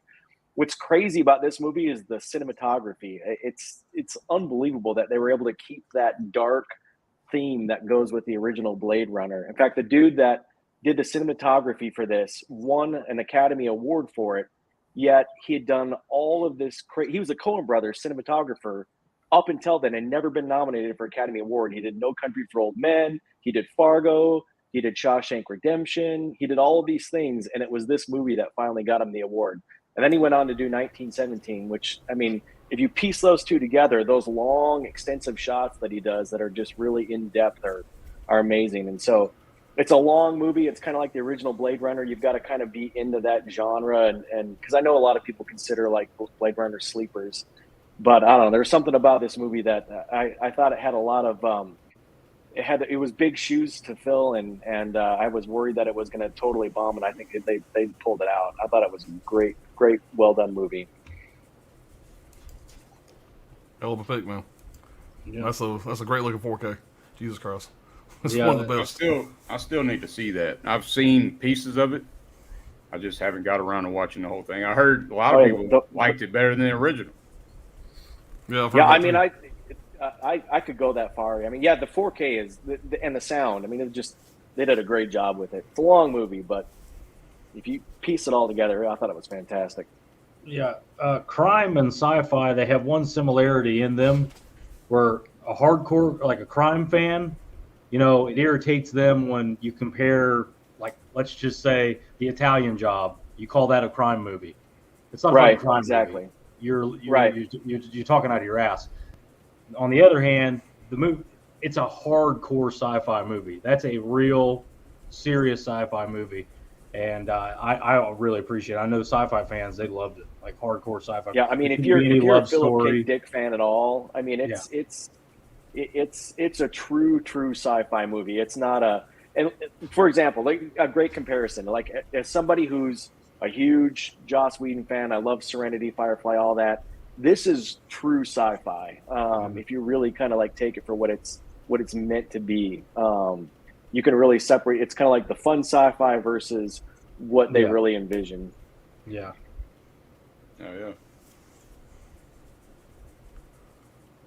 All right, Brad, what you got?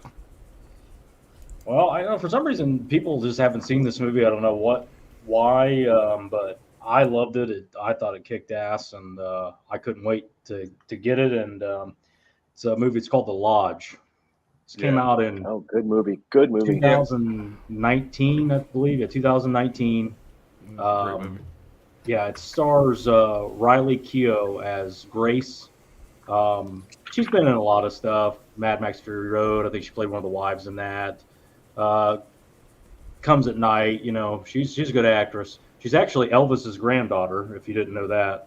Little factoid. But this movie takes place in rural New England, way in the middle of nowhere. Not even power to the house.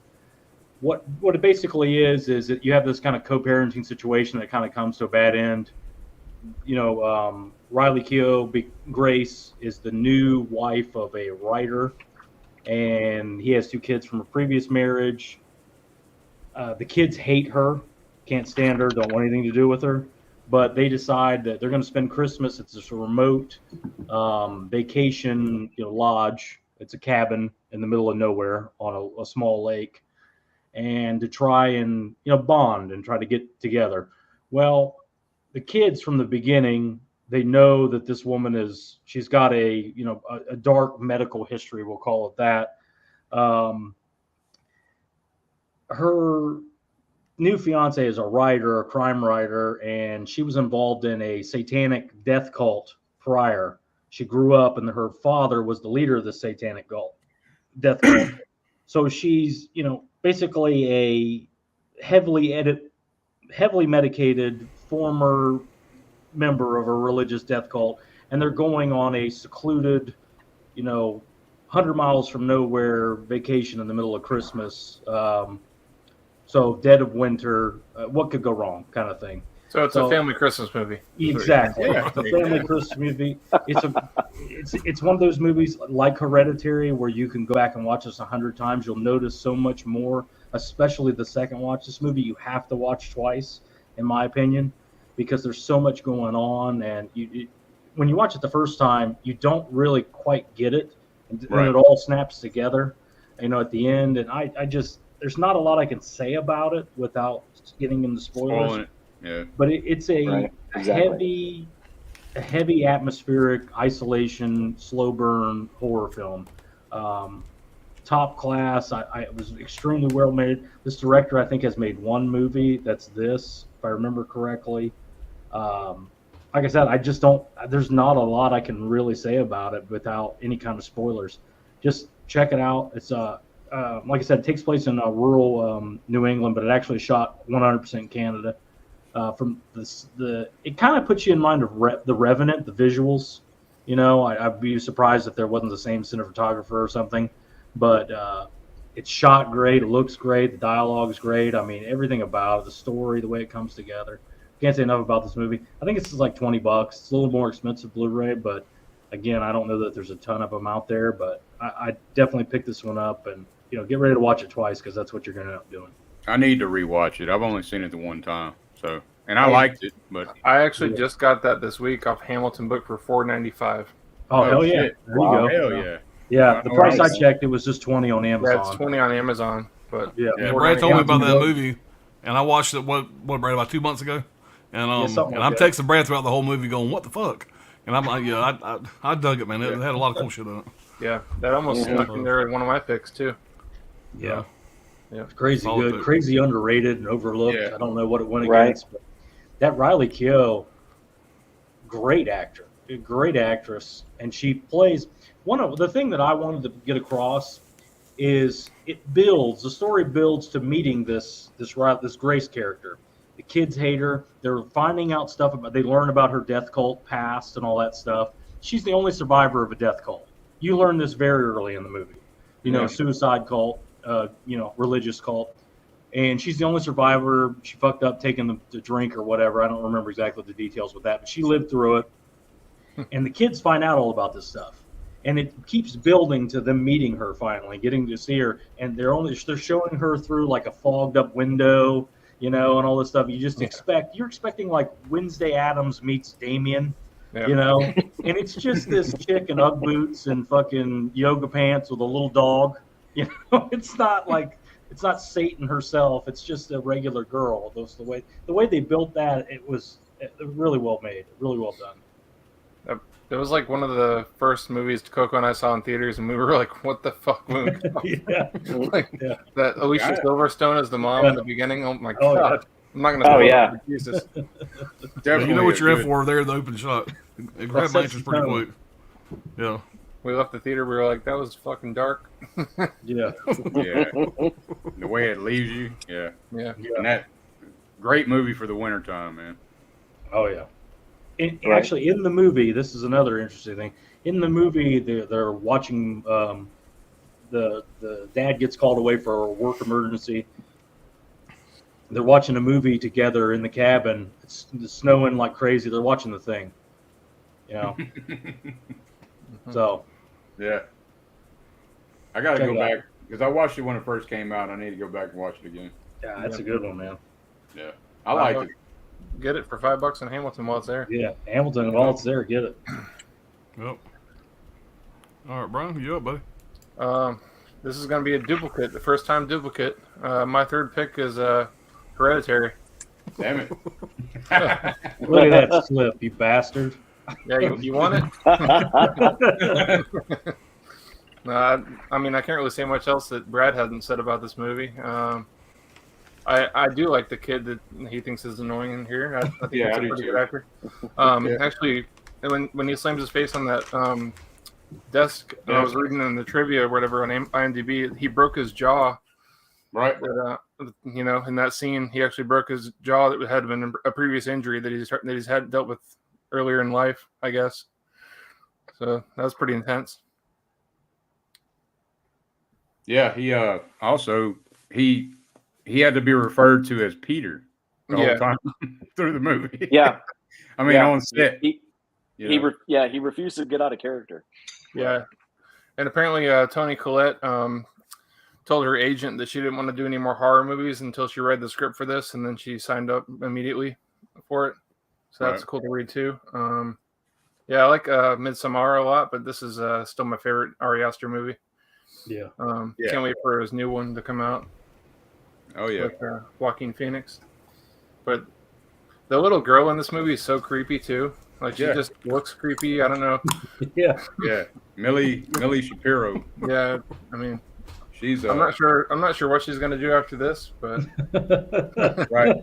I mean, she could have a career in horror though. we man, could, yeah. for sure. Well, yeah, she's got a straight Carol Ann thing going on for sure. Yeah. Yeah, but she looks like she could be Toni Collette's daughter too. So Yeah.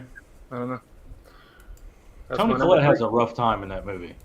A lot of Yeah. stuff going on. Yeah, she does. You feel for her in that one. Yeah. Yeah. When she goes Well- and she goes to like a grief counseling session. Oh yeah. Everybody's kind of telling these stories and whatnot, and she's just going on and on about her life. Everybody else is just like, God damn, my problems ain't shit. Yeah. right? I'm out. I'm good. I'm good. Thanks. Yeah. I'm cured. Yeah, at first about she wasn't that gonna say nothing too, you know. Yeah. Then she's like, "Oh, well, let me get this shit out of here." Right. At least I'm not you. Yeah. All right, get my number 3rd pick. Now this is one that I knew that nobody else was going to pick. God damn it! Oh shit! My 3rd pick is it's Hereditary. But I would like to say that me and Brian have the slip. I'm Yeah. sure off the slip there. Yeah. Yeah. And Well, what else can Tony- I say? I mean, Tony, these if guys you're have in the covered it. chat, help me out. Tony, if you're in the chat. I bought it when it first came out. So, I mean, these guys have covered it. Of course, I always mention the naked smiling man in the corner. Go back and watch it again. See what I'm talking about. It's terrifying as hell. I do have one note that they hadn't mentioned yet. This was the 4th A24 movie to get a wide release. The first 3 was The Witch, Free Fire, and It Comes at Night. And this, Right. out of that group, this is definitely the best one. I think And I this is think my that favorite A24. So, that was the first By far. A24 Oh, by to far, get a yeah. 4K. That was the very first Yeah. one. yes. And yes. then the witch got a 4K after that. So Right. So that speaks volumes. Right. Yeah, this movie. I mean, what can I say about it? These guys? Ain't already said. It's fantastic. It had a $10 million budget. It made $44 million in the U.S., $80 million worldwide. Yeah. So yeah, and Brad, I did not realize Gabriel Byrne was so much older than Tony Collette. So that was interesting. So Yeah. Yeah, he's quite a bit older. I seen Brad show it. I was shit. I seen Brian show it. I said, well, okay, what else can I say? I ain't taking it out of my top 5. This is one of my favorite movies. So it's staying where it was. Killer. But love that movie. Right. So sorry if that wasn't exciting for you guys in the chat. We're all showing the same movie, but that just goes to say how good it is.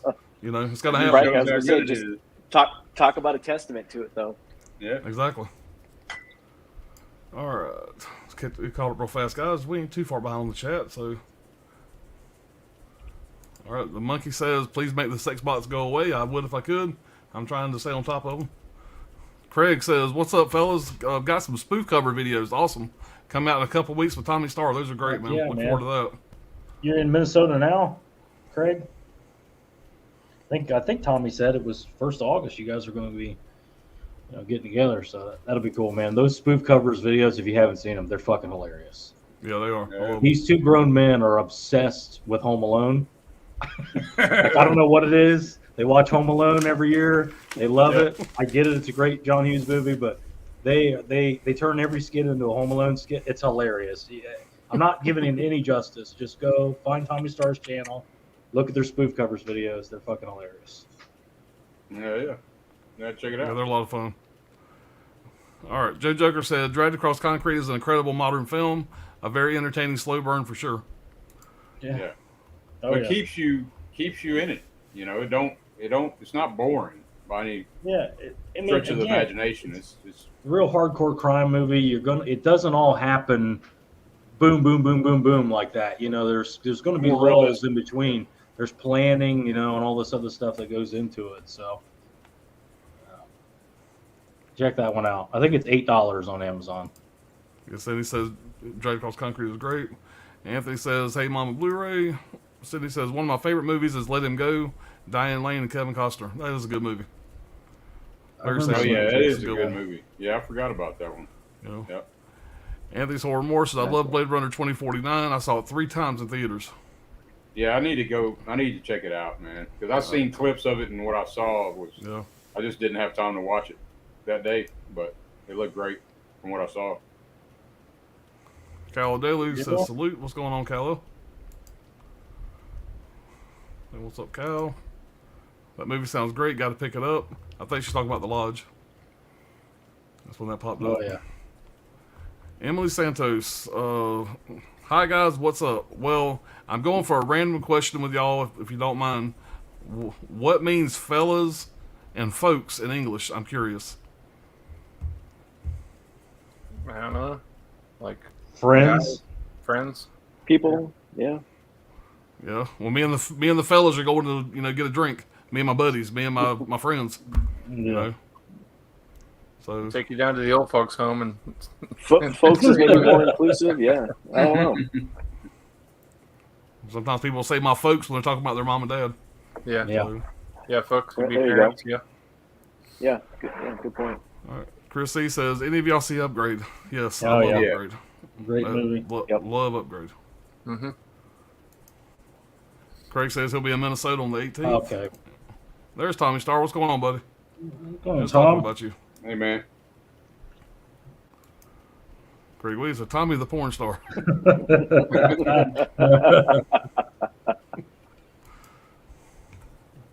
All right, guys. We are, what are we on, round 2? Mm-hmm. Our Yep. second, our Championship rounds. Right. Dirt. Sir, I'm very curious to see what you picked. What you got? Well, everybody was pulling up Hereditary, you know. So, you know, I had to pull out Midsommar. And yeah, man, this is a pretty cool release. You know, we've got Martin Scorsese in here talking a little bit about it. Is that the full Bush edition? Yeah, man. You know, it's just gonna- Let's see. I'll show you some of this stuff. Let's see if I can. I could go for a period drink right now. Yeah. Yeah, I'm kind of screwing it all up, but I don't know. Hold on. It's a children's book. Oh yeah, it is. It really is. But no, this is. Oh, that'll haunt my dreams. Yeah. This is a film. It came out in 2018. Ari Aster wrote and directed it. It's a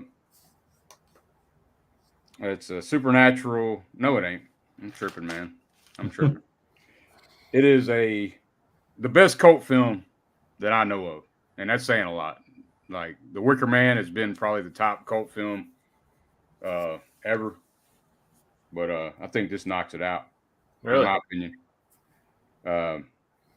It's got Florence Pugh, which is Danny in the film. Christian is her boyfriend.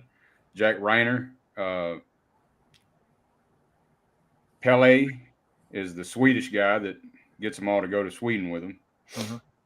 Wilhelm Blomgren. Josh is one of the friends. He's doing his thesis on I guess different cultures, Scandinavia, all kind of, I don't know. Anyway, it deals with grief and breakup. Let's see. If you look at the paintings on the walls, it tells you the whole damn story, like right at the beginning of the movie. I'm not sure if it does on the regular cut, but the director's cut, the very beginning of the movie's got all these murals and these paintings, and the whole damn story's right there. When they're sitting on the couch talking, yeah. Right, and paintings, yeah. You keep seeing a bear and stuff like, it's crazy, man. But anyway, yeah, it takes multiple watches, like Brad was saying about The Lodge, to fully appreciate this movie. And real heavy on codependency too, like the character Danny. I'm not going to spoil nothing, you know. I mean, it'll tell you right out the gate what happens but Ari Aster called it a dark contemporary fairy tale. He said, look at the walls. It's prophetic detail.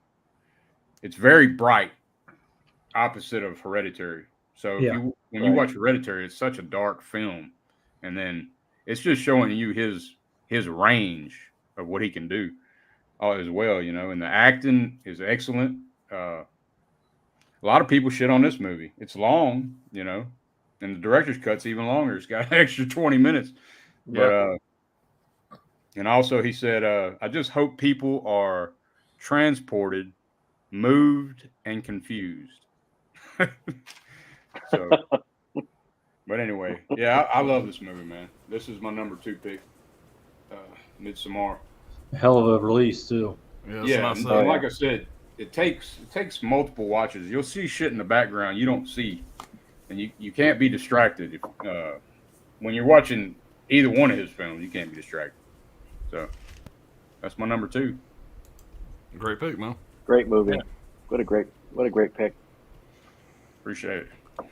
So, I know I made Alan tell this story before, but Alan, my wife, he went and saw Midsommar, and Yeah. I had no idea what to expect. Having seen Hereditary, I knew it was going to be good, but no idea. And it was a weeknight, so nobody was in the theater except for maybe 10 of us. My wife and I are glued to the screen watching this movie, having no clue really what's going on. And then I got to the scene with the old people, and they get up on the cliff. And right at the end of that, we both look at each other like, "Oh my God!" We look over at Alan. The only people in the theater. I had hurt my shoulder, and I was heavily medicated and drank about 6 doubles at the bar on top of some pain pills. My shoulder was killing me. And I think I see the opening credits, and I zonked out. And I woke up when they had all the full bush, when all the women were butt naked with all the bush. What the fuck are y'all watching? That's the first thing I said when I woke up. Yep. I said it straight out loud in the theater. I didn't really see that movie until I bought the 4K. Yeah. Or Blu-ray. I think Blu-ray. Was that the Yeah. Yeah. So what the fuck are y'all watching? Yeah. Yeah. I can imagine waking up seeing that shit. But, yeah, I didn't really remember much about it the first go around, other than that scene. It's really well drawn too. You know, they got these super naive, college kids, safe space kids that don't want to offend anybody. So they're over at this other culture, and there's a lot of weird shit going on. But they're like, Right. listen, we got to respect their culture. Well, I got to go with it, right? A regular adult been like, I'll tell you where we're going with it. Right the fuck out of here. Okay? Yeah. When they threw people off the fucking cliff, I'm gone. I got news for you. Done. Yeah, I know. That's a good point. Like we both said the same thing. They stuck around. Did try, after that. though. Well, let's see where this goes. Yeah. Well, it's like I said, it's the college age kid. They've got to Right. they feel like they have to respect cultures at all costs. They don't want to offend anybody at all costs. And I thought it was well drawn the way they did that, and the cast, the characters. He can't stand up to his fucking girlfriend, so of course he's just a pushover. He's going to get, the cat. It was very well drawn. I believe that those characters would fall prey to the cult, Right. Because that's what they're there for. And Pele saw that in them. Ari Aster wrote that while he was going through a breakup too. So Yeah. That character Pele, he knew what the fuck was going on the whole time. right. He knew what they were in for. Right. Exactly. Yeah, he even That was a compared hell it of a to like a breakup. high school comedy And in a way. Like not a high school comedy, like what was it? What do you say? High school, kind of like the tropes where the good guy is right under the chick's nose and shit. Mm-hmm. But yeah, it's a tripped out movie. But I think as I start to age, I'm going to find me somewhere else to live before they chuck my ass off that hill. I think I'm going to relocate. Yeah, the wintertime age. You get about Right 68, out of there. you're gonna go. You know what? I think I'm gonna move to a warmer climate or something. Anywhere where they're not going to throw me off a fucking cliff. See what the cold does to you? That's why I love Michigan. All right. What you got there, Ron? All right, so my number 2 pick, this kind of also comes from my childhood. It's a strange pick for me because I shouldn't have liked it. So it's a Stephen King adaptation, and those tend to go either they're really, really good or they're really, really terrible. And Stephen King himself will tell you the same thing. It's It Chapter 1.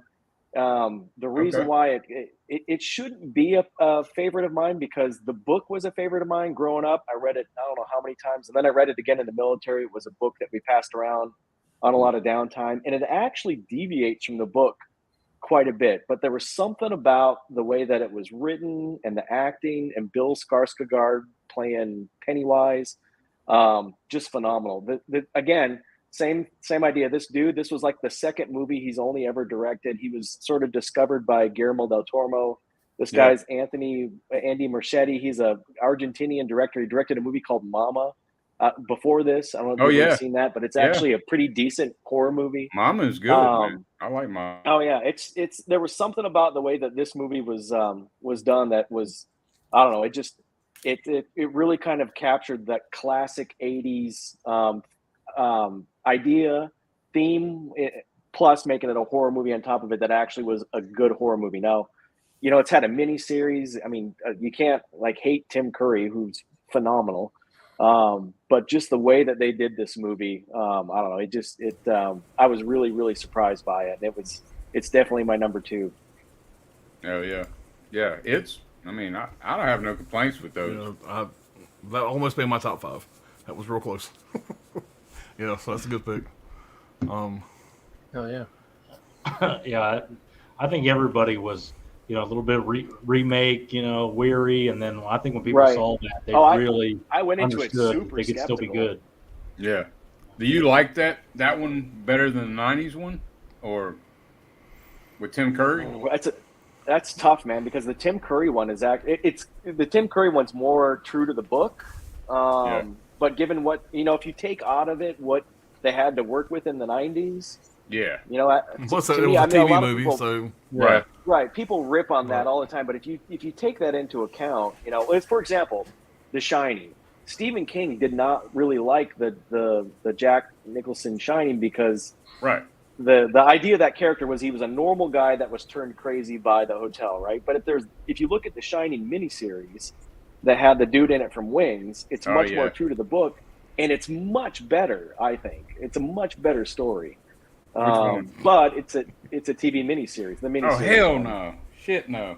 I gotta disagree. I like it, man. that's Dark's favorite movie is The Shining. Yeah, that's my favorite movie. Listen, I love them both, but if you're gonna like pick one that's closer to the book, Yeah. See that? I just think Kubrick made it better.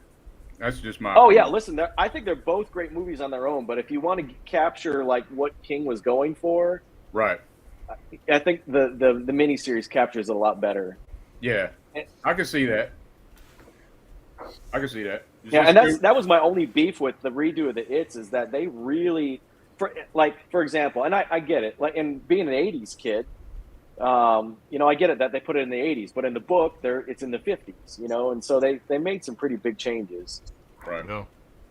Yeah, I've been in that debate before where, you know, it's the new It versus the old It. Yeah. The thing with the old It, which I love, I prefer it, but I'll tell you why. Yeah. Tim Curry. Yeah. Curry, without Tim Curry in it, Right, I would right. hands down would be a bigger fan of the newer one. But Tim Curry is so good in the '90s It that he puts it over the top for me. Yeah. I mean, that's why for me too. Yeah. That's a But classic. I horror. can't take nothing away from Skarsgård either. Yeah, he did really good too. I mean, that's his real eyes doing that weird. And it's shit, not man. a Tim Curry impersonation, which I liked. Yeah, You know, which right? I thought was kind of cool too, because I thought that when they first started pitching this, I was like, oh, it's going to be somebody trying to do Tim Curry. But I got to give him his credit. He was on one of the late shows, and basically he just did the smile on his own that he auditioned for, and it was crazy because without any makeup, he immediately became Pennywise. It was nuts. And did the eye thing where his eyes separate. Yep. And with his lip, he like rolled his lip down. I was like, I was terrified. Yeah. That's creepy shit. Yeah, I don't know, man. I like both. I got nostalgic for the original, but I think Tim Curry, I mean, just a great role. But if I'm gonna go back and watch that movie, it's probably gonna be the Part 1. That's probably the one that's most rewatchable to me. The new one. Yeah. I mean, I didn't hate part 2. A lot of people hated Part 2. I thought Part 2 was lesser than Part 1, but it was still good. Yeah. You know, I still enjoy it. Yeah. Yeah. And as far as TV movies go, I hate TV movies. I can't stand them. It is one of the main exceptions to me. They do so much. Absolutely. And it is so just the way everything's done. They push it just as absolute far as they can and still be, you know, I just yeah, like that story's got some boundaries to push, and they did it for an '80s, you know, TV miniseries. Oh, yeah. And what is it? HBO's doing a prequel series now, ain't they? Yep. A Pennywise prequel series. Oh, Penny really? Pitts, the Pennywise series, yeah. Oh shit! I didn't even know about that. Yeah, he in a bunch of his books in that Derry, Maine world, he hints that It's in Needful Things. It's in a bunch of them. That Pennywise pre-existed in a lot of those stories, and I think that's what the whole idea is going to be with the prequel. Okay, I'm gonna check And it he's out. just evil that gets reinvented, kind of like the whole thing from the Stand.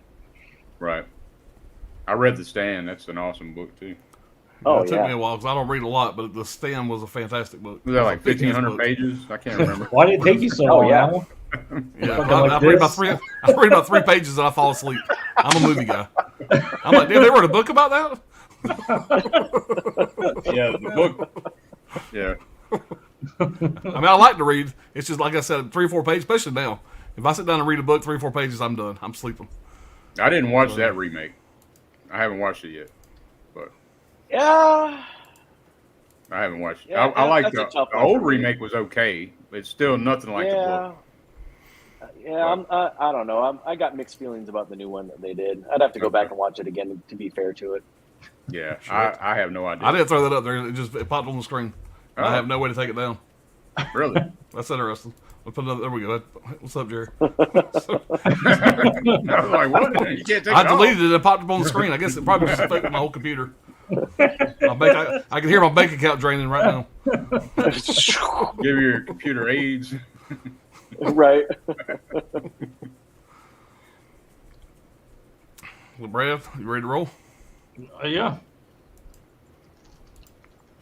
This is a movie I picked up. I blind bought it a while ago, and it's been in totes and storage for a while. I just didn't have time to watch it. I watched it a little less than a month ago, somewhere around there, and I've watched it twice since. I really, really liked it. Hey, this is not going to be for everybody. I can tell you already, but this is the kind of movie that, like I said, it feels like it's written for me, but it's not. I don't think anybody's even heard of this, but it's a movie. It's called The Standoff at Sparrow Creek. Oh, damn. This is like how can I describe it? Kind of like a Fincher, dark, it's a small story. It's not a big story. What it's about is, well, first of all, it's directed by a guy that's only done one movie. This is his breakout, and I hope he does a lot more. His name's Henry Dunham, and it takes place in rural Michigan. It's actually shot in Dallas, or around Dallas, but it takes place in rural Michigan. If you're familiar with that part of the world, there are militias up there, the Michigan militia and whatnot, and they're kind of like anti-government, anti-police, kind of doomsday kind of guys. They meet in secret, their identities are kept, and they, obviously they have weapons and all sorts of things. The movie opens with a mass shooting happening. And the whole town knows about it. You can hear it in the background, and the militia in the area meets, and they find that one of the rifles is missing. It's an automatic rifle, which is a major felony. They are not legal to own unless they are prior to 1986. These are modified modern rifles. So one of the rifles is missing. Some of their gear is missing. There's only 6 guys that have access to this room, and they're all at the meeting. They're all there, going, what's going on? So they immediately discover, well, one person in here did this. So it's a movie about paranoia. They're trying the whole time to figure out who did this. It goes extremely dark places. I mean, it's full of dread the whole time. This is going nowhere good the whole way. It's super intense. It's a crime kind of mystery. Like I said, dark, gritty, grimy. I mean, I was in the whole time. It's just like Alan was talking about that popcorn. I had just gotten food, sat down and watched this. My food just sat there the whole fucking movie. I just watched the whole thing. I loved it. I can't say enough good things about this. I don't want to go too far into it because obviously there's going to be heavy spoilers, and it is a mystery. It's a crime mystery. So, you don't want to expose it, but this was a total surprise for me. I think I paid $4 fucking for this. $3.95 on Hamilton Book. It's $8 on Amazon. Like I said, it's full of character. The whole cast, it's 100% character actors, but you recognize all of them. It's a cast full of that guys. You know what I mean? We're like, oh, that guy. Yeah. You know, Right. they're all great. They all do awesome. The dialogue is your typical crime movie, very matter of fact dialogue. But again, these are some unhinged individuals. They're not pleasant. I mean, they're not all like, what would be called alt-right, but they are, they have, a lot of them have checkered pasts, and the less I say about it, the better. Just go watch this movie. Right. I think you should watch it so much. I bought extra copies. We'll give one away on this stream. So anybody, just put Standoff in the chat, and subscribe down if you're not already, and I'll send this out to you anywhere in the continental U.S. or Puerto Rico, Alaska, anywhere U.S. media mail. I'll send this to you. So just put Standoff in the chat if you're interested in this, and we'll figure out a way to pick a winner by the end, and I'll mail it out before the stream ends. We'll have Dirk pick a number again. Write down a number again. Everybody can do 1 through 50 or something. Well, yeah. And by the way, subscribe to everybody, Definitely guys. check that out. Yeah, make sure I'll subscribe to everybody. Don't worry about me. Listen, there's a reason why we call it Militiagan. Yeah. Yeah, and again, that's part of it. If you know that part of the world, if Listen, you're I'm from there. the Northeast, you'll know about militias. This movie will be a lot more interesting to you because you know what kind of people these are and how serious it is, what's happening. When that weapon goes missing, they're like, well, we're going to get blamed for this, and we all know what the man is going to do to us. We're not going to have trials. The paranoia is so palpable, you cut it with a knife, and the tension is so high. Like I said, it's a winner for me. Really good surprise for me to find that movie. Now, Brad, I got $8 laying here, but I don't have any fucking bucks. So you said it was $4 So I just make sure I didn't need to have $4 Yeah, it's still on Hamilton, I think. I mean, I know it's still on Hamilton because I bought some copies to send to some people recently. This is an extra one I got, and we'll just give it away. Hopefully somebody that sounds interesting to you, we'll send it right to you. I wrote it down. I'm gonna watch it. You mentioned it to me before. Yeah. I'm gonna check it out for sure. Yeah. Yeah, I wrote it down. Yeah, I've never That's a heard great pick, bro. Nice. Yep. Brian, you're Alan, up, buddy. save your fucking bucks for Cafe Risque. My number 2 pick was one that directed by my favorite director, Robert Rodriguez. This is a collaboration with James Cameron, who wrote the screenplay for this movie, and that's Alita: Battle Angel. Okay. I've heard a lot about that, man. I've been meaning to see it. Yeah, from 2019. Yeah. Really solid movie. It's basically about this cyborg that's kind of found, like, it's in the future, of course, but it's like a cyborg that's Christoph Waltz is like a doctor in the movie, and he's like going around the junkyard, and he finds this cyborg that's been deactivated for years, and he kind of like puts her back together and reactivates her, and she's kind of figuring out what she was in the past before the time that she wakes up in, basically, and kind of goes back to her roots and everything. Rosa Salazar plays Alita, and she does all sorts of like I think it's all just like CG captured, and she's got like the dots all over her and stuff like that. Not in the movie, but like with the green screen and stuff to make her look like the character. The way they did it's just real great, and I love the whole like dystopian future setting that it's in and everything. It's got a great cast. It's got Jennifer Connelly, Mahershala Ali is in there, Jackie Earle Haley. Who else is Jeff Fahey's in here, Derek Mears, Casper Van Dien's in there a little bit, but yeah, it's just one I've always gone back to, and I just loved it the last few years, and it's just, I don't know, really really good in 3D as well if you like 3D stuff, but the 4K looks phenomenal too. Yeah, man, I don't That's know. a great looking steelbook.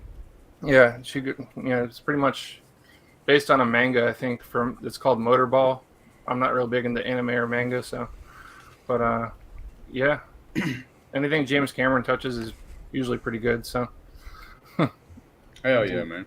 I've heard Christoph Waltz is amazing. Yeah, Christoph Waltz is in that too, right? yeah. He's really good. Fantastic in that. Yeah, He's good in everything. I love him. But whenever this came out in theaters, nobody really went and saw it too much. I think it kind of like bombed a little bit, as far as I know, and it kind of set up for a sequel too. So hopefully we get that sequel eventually. But nowadays it'd probably be on Netflix or something. I think a lot of people avoided it because of the anime thing, but I've heard nothing but good things about it. Yeah. Yeah. I mean, everybody that's seen it, I haven't heard nothing bad about it. So. Right, exactly. Yeah, I watched it once, and I watched it here at the house, but it was damn good. I liked it. Yeah. So, solid movie. All right. I'm gonna move on to my number 2, guys. We're almost at 2 hours, so I'm gonna move this along a little bit.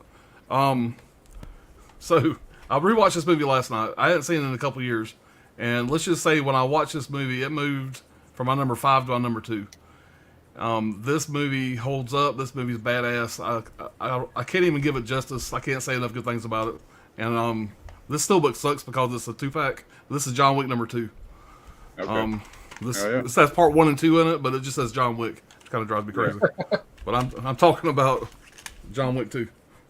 That's all right. There's like 5 million John Wick releases, so you can pick whatever. Yeah, I know. Yeah, I know. I'm gonna grab another one. I think this might have been a Zavi or something. I thought it was something badass.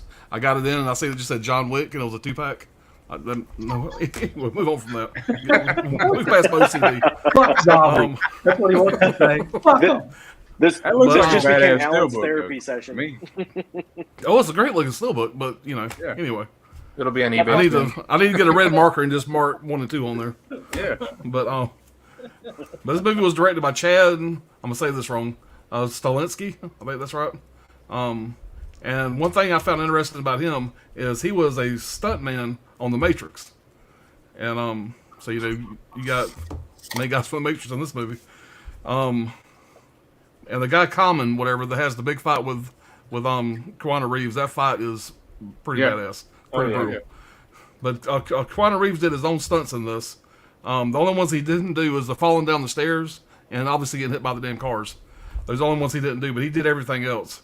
Keanu Reeves trained real life, man. Yeah, he trained for 3 months in judo, Brazilian jiu-jitsu, marksmanship, and driving. Reeves retained most of what he learned from part 1. By the end of part 2, he was proficient. His proficiency rating was better than seasoned professional soldiers, is what they said.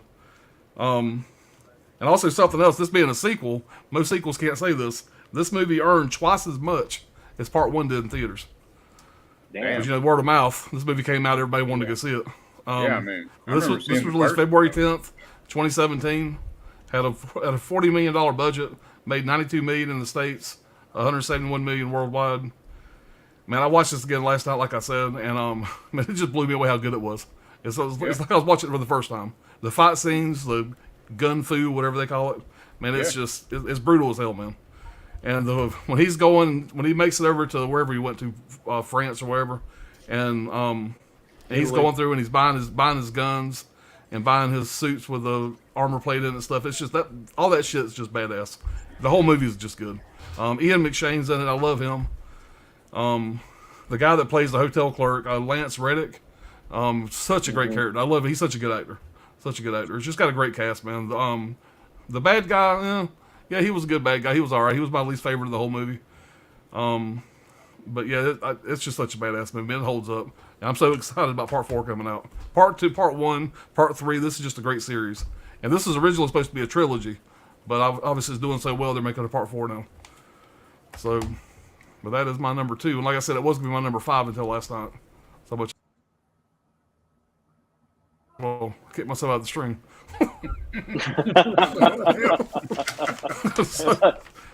Speaking of the and Matrix. also the kill count. The kill count in this movie was 116. 116 people died. Yeah. That's a lot of The death. crazy thing about John Wick to me is that after the first one, I kept thinking, like, how could they improve on this story? It's the same idea. Yeah. And then 2, and even like 3, it's like, all right, it's Keanu Reeves And basically kicking everybody's ass, but it just gets better and better. It does. And something else I noticed this before, but I kind of remembered it last night watching it again. The music in this movie, it's got to be in my top 5. I absolutely love the music in this movie. If you have a sound system, turn that shit up and watch this movie. It just makes it that much better. Oh, yeah. So, yeah, I'm not a big soundtrack guy and all that shit, but the music in this movie is phenomenal. it just makes it that much better. Yeah. So Have you ever seen Keanu Reeves when on the call goes out? When the call goes out that John Wick has got a price on him, and everywhere he goes, there's hitmen, and he's just like the pencil and the sumo guy and all that stuff. yeah, I love that bit. he's just shooting the sumo guy. You finally gets on top of his head, he still don't die right away. Right. Yeah. You ever seen him at the gun range, like on videos? Oh Yeah. man, check that Oh. shit out. That dude is Yeah. insane. Keanu Reeves is badass. He put the work in. Yeah, even his martial arts. I mean, it's authentic. It's him. Right. And I was thinking about this last night. This is like our American James Bond. How cool would it be for this to be a James Bond series that goes on until Kawana gets old and they get somebody else or whatever? You know what I'm saying? It has that kind of potential to be. It's that good. Yeah, it I really can see does. this being a Americanized James Bond, Right. so to speak. But For sure. I don't know. I'm a He's huge badass, fan, man. No doubt. I can throw it again right now, watch it again, and still enjoy it. And it's that good. So, all right, let's see. We caught up here. I think that's where we left off at. The monkey said, "Question to you 5: should they re-release the Golden Girls in 4K?" I guess so. Why not? Sure. I mean, my mother, she'd appreciate that. Yeah. You got 5 guys admitting they don't want to watch it. What? No. Video Man and Gizmo. You must borrow Who's Set from Johnny's and check it out. Made in 2016. It would be on all your lists today if you had seen it. Johnny lives about 7 hours away from me. I have to get him to mail that to me when he's done with it. Let me borrow it. But yeah, I'm interested, man. Tommy Starr said, "Never seen Midsommar, but it looks so bizarre." Oh man. Yeah, bizarre and it's doesn't not- really explain A lot of people could like talk about it as a horror, man, but it's not really a horror movie to me. It's not a horror movie. No. Not I to don't me, think it it ain't. is. It's a Swedish reality. Yeah. Exactly. It's a day in the life of Sweden. Come to Sweden. Our city says, another one of my favorites is The Little Things, Denzel Washington, Jared Leto, and Rami Malek. Great movie. Yeah, I enjoyed that movie. It was all I right. enjoyed it, but I think it fell apart at the end. Yeah. I think it fell apart the second Jared Leto was on screen and he looked. There's the killer. And he's like everybody Right. else is looking Okay, I know normal. what you're talking Here's about Jared now. Leto with Yeah. this like, I don't know what the fuck makeup they put on him. It was just like Jesus. He looks like the bad guy from oh god, the Arnold movie, The Last Action Hero. The Oh, action yeah. murderer. Oh, right. That's what he fucking looks like, and it's like, of course, that's the killer. You know? Yeah, it was like no mystery to that shit. Yeah. All right, Jerry saying, what's up? Thank you, Jerry. Chris says, I'm reading King's books in publication order, so I'm 100 pages into Carrie. I've read probably about half. Well, I ain't gonna say half. I've read probably up until I haven't read any of his new stuff, whatever. I would say up to about the mid '90s. I read everything he put out. Yeah, he's got some good ones. Chris said my mother had some of his hardbacks. Cindy said the standoff was very slow, but a good one. Yep. Interesting. I'll have to check the standoff out. Chris said, "Hell yeah, Lita for the win." I love that movie. The monkey said, "Ho, can you mention Alita but not mention, or how can you mention Alita but not mention Edward Norton playing the protagonist?" Edward Norton's not in the movie. Right. Plus, the first rule of Alita is you don't talk about Alita. Don't talk about it. Based on the manga Battle Angel Alita. Yeah. It's the best adaptation to an anime manga I've ever seen. Very good. Our Sidney Eubank said, one of my favorite is Into the Ashes. Very good movie. John Wick 1 and 2 is the best. Yeah. I Yeah. like 3 too. And 4 looks phenomenal. I like 3. Yeah. I like all of them. Yeah. Chris Yeah, said, I love John definitely, Wick yeah. 1. I love those Unlike badass Matrix. revenge movies. Yeah, he turned that shit around, like Matrix 1 it should have just been Matrix 1, It's Right. kind of funny watching part 2 last if they night. ended it there. Yeah. When when Keanu Reeves goes up to talk to Morpheus, I'm drawing a blank, but Lawrence when he goes, Fishburne. Lawrence Fishburne, he's talking to him. And he's like, "You have a choice to make." It's almost like he's reversing the role from the Matrix, making him, it's kind of reminding me of the scene, from the Matrix. He's telling me he has a choice to make. So, kind of noticed that last night. Or whatever the hell his name is. Yeah. John Wick 4 is coming out soon. Yep. All right. I have not seen your entire show, but have you only done American films as favorites? Oh, so far I think so. Have we had any foreign films? Not this time. No, I don't think so. We all love them, a ton of them. Yeah. Just not during these years. Most of the ones I love are the older ones. Mm-hmm. So I'm sure some will pop up later on in the series. Yeah, as we go further, there's going to be some for sure. Yeah. No doubt about it. I can guarantee you Dirk will have some. I can Yeah. guarantee there's Further going to be down. some Italian something or other in there. Yeah. Oh, yeah. All right. Kal-El said, "Nah, I like Matrix Reloaded, man." There might be some Asian cinema. Shit. Come up. Maybe. Yeah. Some Hey. cat free. Brian, you love the Matrix movies, right? Oh, I hate the Matrix movies. I like the first one, man. But The first one, I watched the first one, but I I'm can not deal watching with any of the others. Reloaded, but the third one, Revolution, The third one, is like, yeah. man, what the fuck happened? All right. Video Man Gizmo says, "What about Border?" With a lot of question marks. Grinson, a lot of question marks. I'm sure they're great. I just hadn't seen them yet, so I couldn't put them on my list. I just hadn't seen them yet, but I'll definitely it's- check them out. Yeah, definitely what we've seen. So Yeah. All right. The monkey said Battle Royale. Yeah.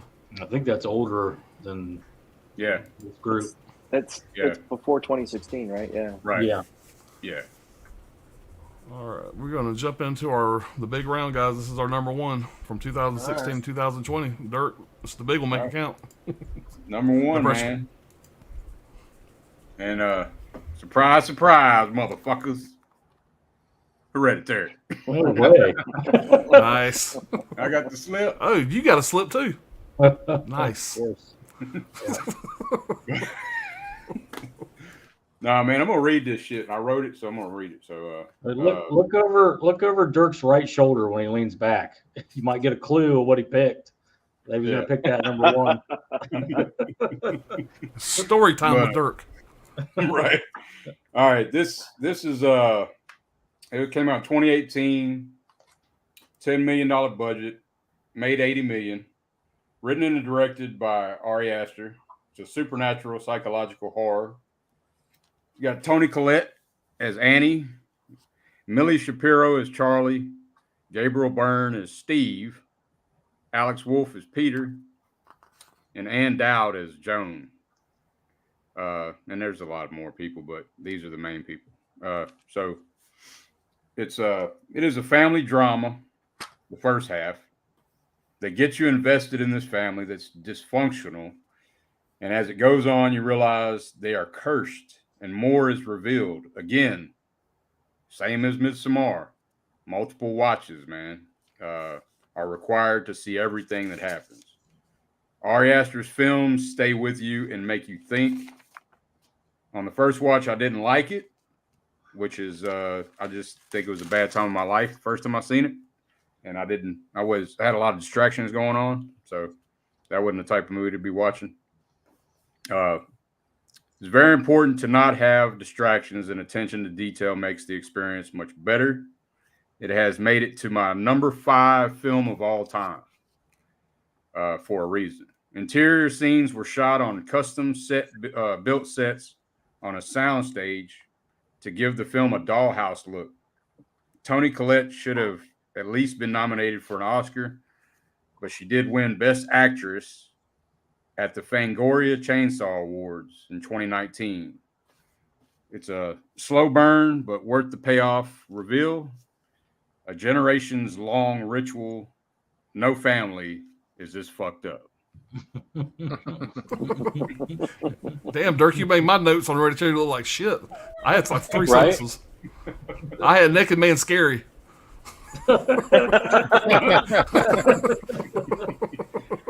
That was awesome, man.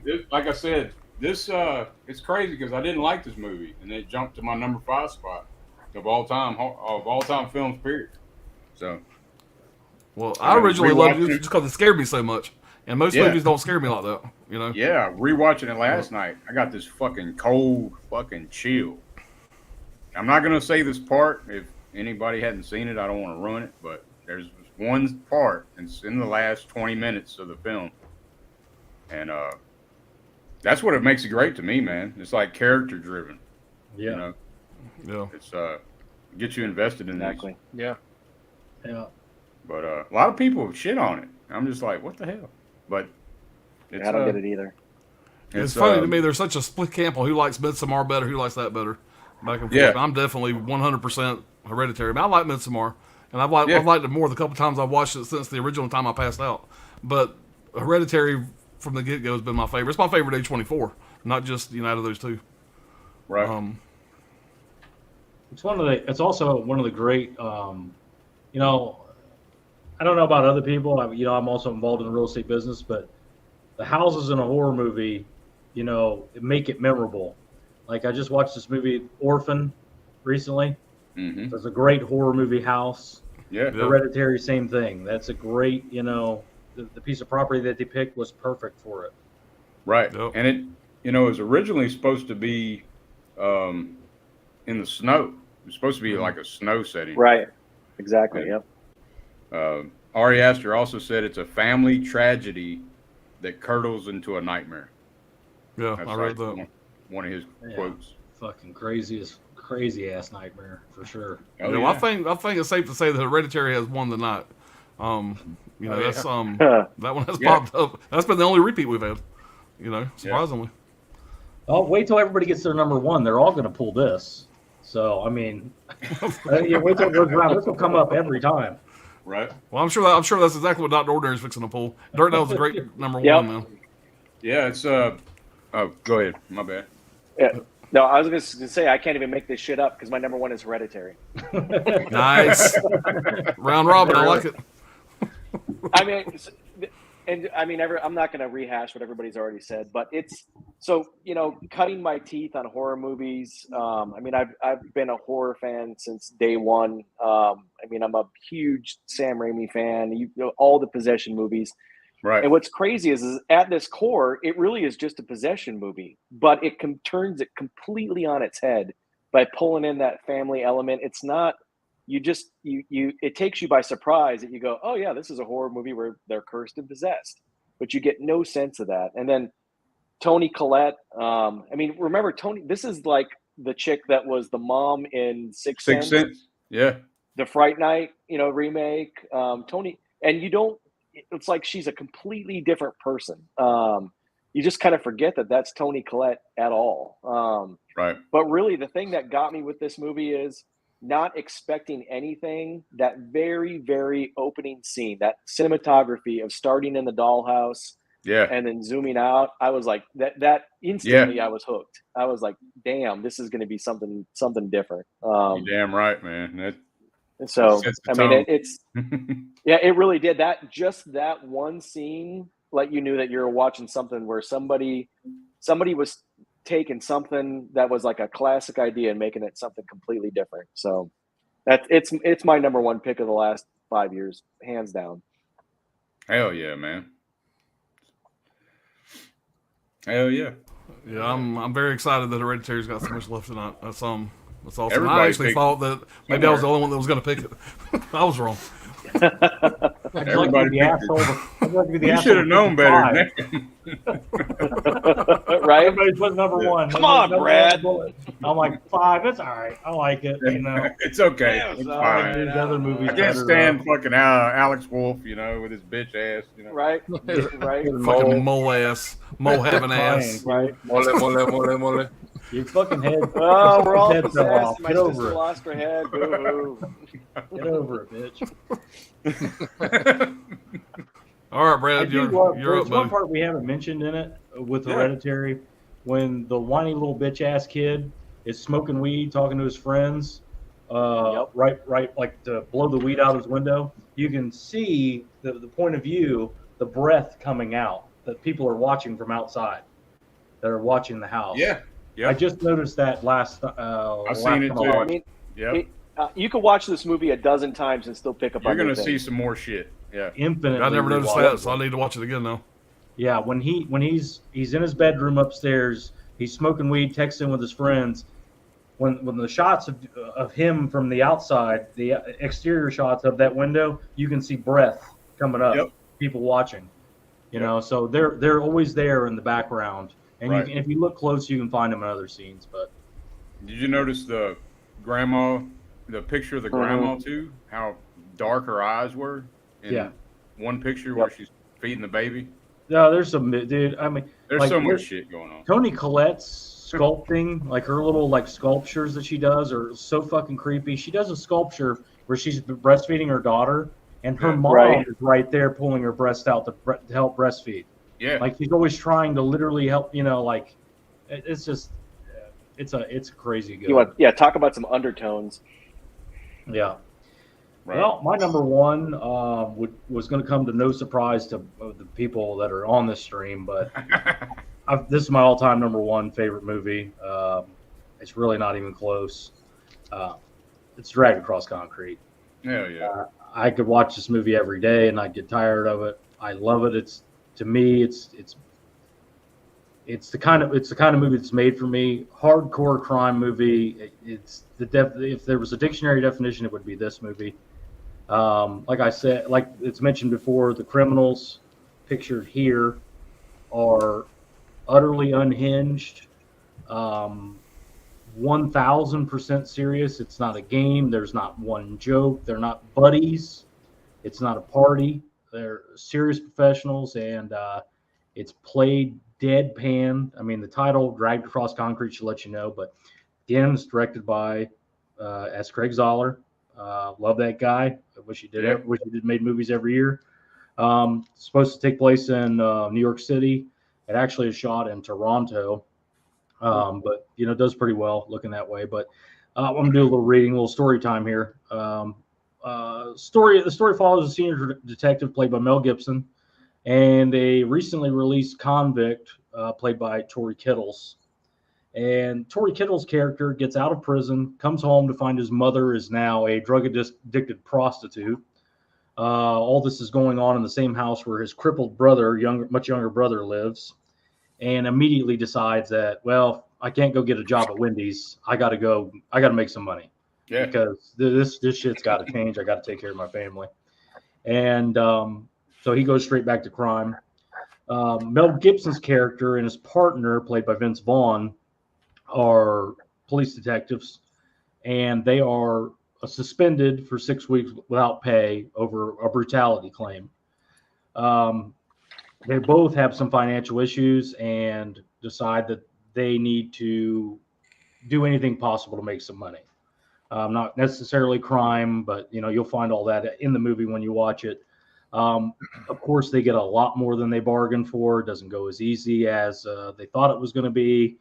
And the stories of the Toni Kittle's character and the Mel Gibson character, these are the main characters, and the stories intersect, of course. Right.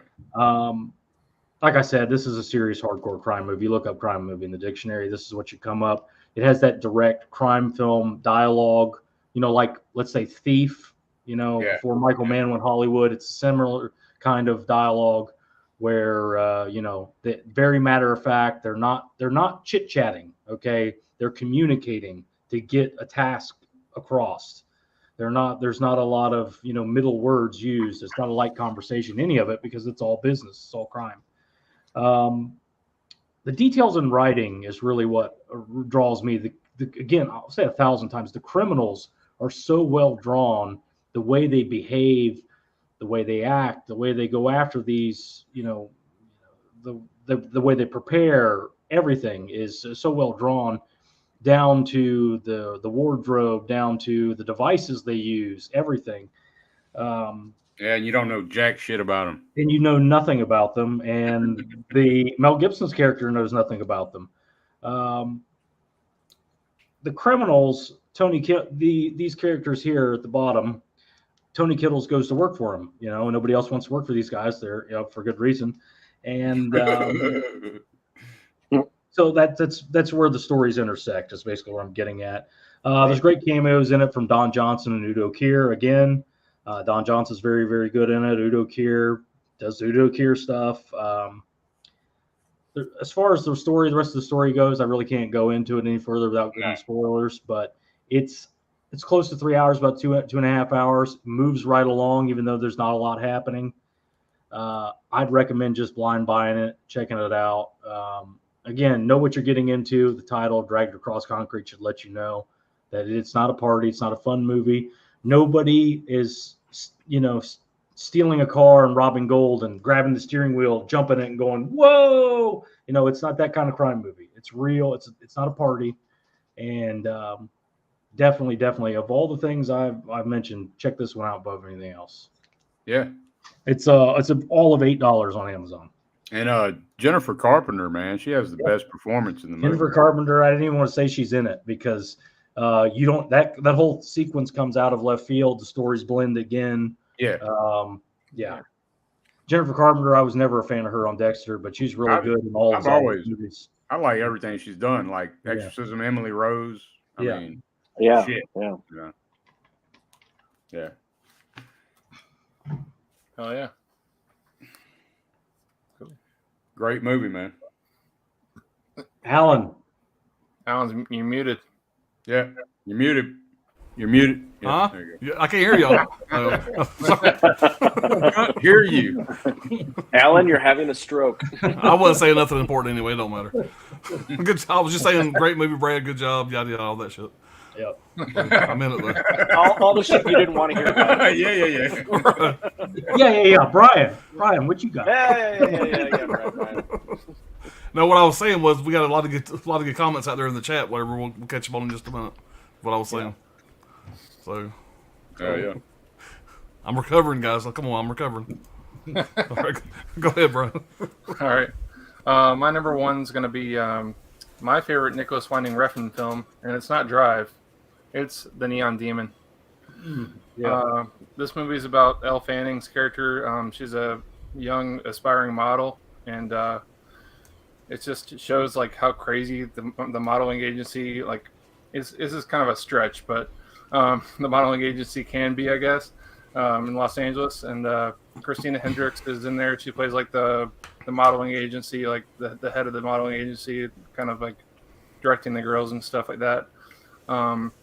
You also got Keanu Reeves in here randomly as a landlord of the apartment that Elle Fanning's character stays at. He's kind of ridiculous in it. He's kind of an asshole in it, actually. But landlords. Yeah. But this is just a wild movie. It starts off and straight up just like a modeling type of movie, and then it just unhinges itself and just goes like this really artsy, like weird, crazy. I don't know. There's cannibalism in here. There's like necrophilia in this movie. It's really gory and random. Jenna Malone her character in this movie is insane. This was shot in chronological order when they filmed it, so that's pretty cool to know. There was a scene that I was reading that Elle Fanning. There was this scene in the beginning of the movie when her eyes are open so long that her contact lenses from the light, the modeling lights, like burned into her retinas of her eye. So I don't know, man. Damn. Have you guys seen this movie at all? I haven't seen it. I haven't seen it. I've seen it. You've seen it? Yeah, I saw it. Yeah, I just think it's just nuts, especially like the last 30-40 minutes of it. It just goes off the walls, and I don't want to spoil anything with it, but I don't know how to explain it really. There's stuff. Yeah, you have to see it. You have to see it. If you like Drive and Only God Forgives from Nicholas Winding Refn, he's got an amazing score in here by I think that's a hell of a release. Cliff Martinez. Yeah, this is a German media book edition. Okay. Hell yeah. Did you book? Nice. I can't show the images inside here because there's nudity in there. So, it's okay. YouTube says okay. Solid movie, man. I saw this in theaters and I was like, whoa! I didn't know what I was getting into because the trailer just didn't really show too much. But what is it? Is it like a horror? Yeah, it's a horror. Definitely a horror. Okay. Yeah, just check it out. Hell yeah. Sound like it'd be up my alley. Shit. Yeah, you'd like I it. wrote it down, man. I never seen it, but I'm Definitely check it out. It's on I've never Amazon seen it. I've Prime, heard too. good things about it, but I've never seen it. Yeah. Dirk, It's a you'd wild love movie. Only God Forgives too. You'd love that one. With, Yeah. same guy, but it's Cool. also right up your alley. All right, I'm gonna do my number one here. So when I was doing my top 5, I really only had to do a top 4 because I already knew what number 1 was. I wrote that one down, then I had to figure out the other 4. This movie, when I seen it, absolutely fell in love with it. I still love it. Let's put it this way: when I watch the Academy Awards, I usually don't get pissed off. But with this movie here, I was like, okay, if this don't win everything, I'm gonna beat somebody's ass. That's how I feel. That's how much I love this fucking movie when it came out. And I'm talking about Joker. Yeah. This movie absolutely blew me away. I love Joaquin Phoenix. I loved him going into this, and what he does with this character is one of the most impressive jobs I've ever seen a character get into a role. I mean, halfway through the movie, I had to say, okay, this guy's really not crazy. He's just playing a part. He did it so well. He was nominated 3 times before for awards, but he didn't win. He was nominated for Best Actor for Walk the Line and The Master. He was also nominated for Best Supporting Actor in The Gladiator. He did win Best Actor for this, but unfortunately, the movie didn't win Best Picture that year.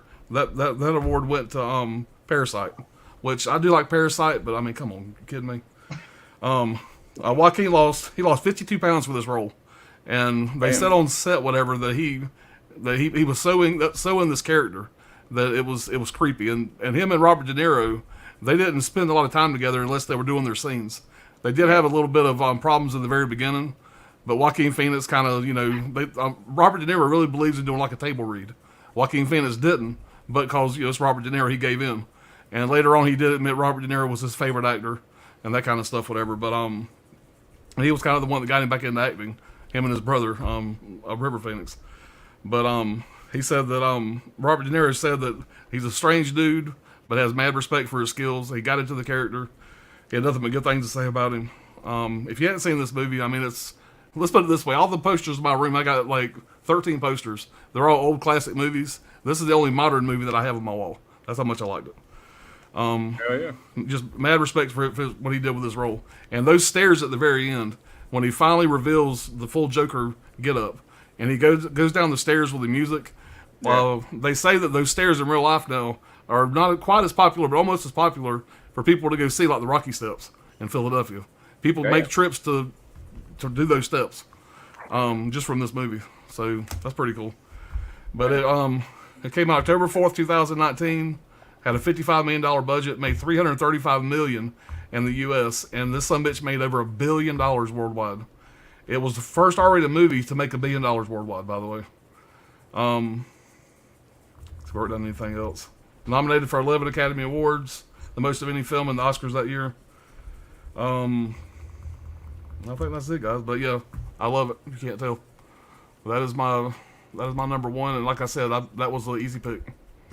Oh yeah, that was one of my honorable mentions. It's crazy for somebody that in their professional life kind of works with a lot of people that struggle with mental health issues. I mean, I don't know who was coaching him, but he nailed it. And what's really crazy to me about this movie is the dude that directed this is the guy that directed The Hangovers, Road Trip, Old School. Yeah. You know, I mean, Bradley Cooper was one of the producers, like from The Hangover. So, talk about a dark movie from a director. I mean, you talk about actors and their versatility, but what like versatility in a director to be able to go from directing Old School to this super super dark movie.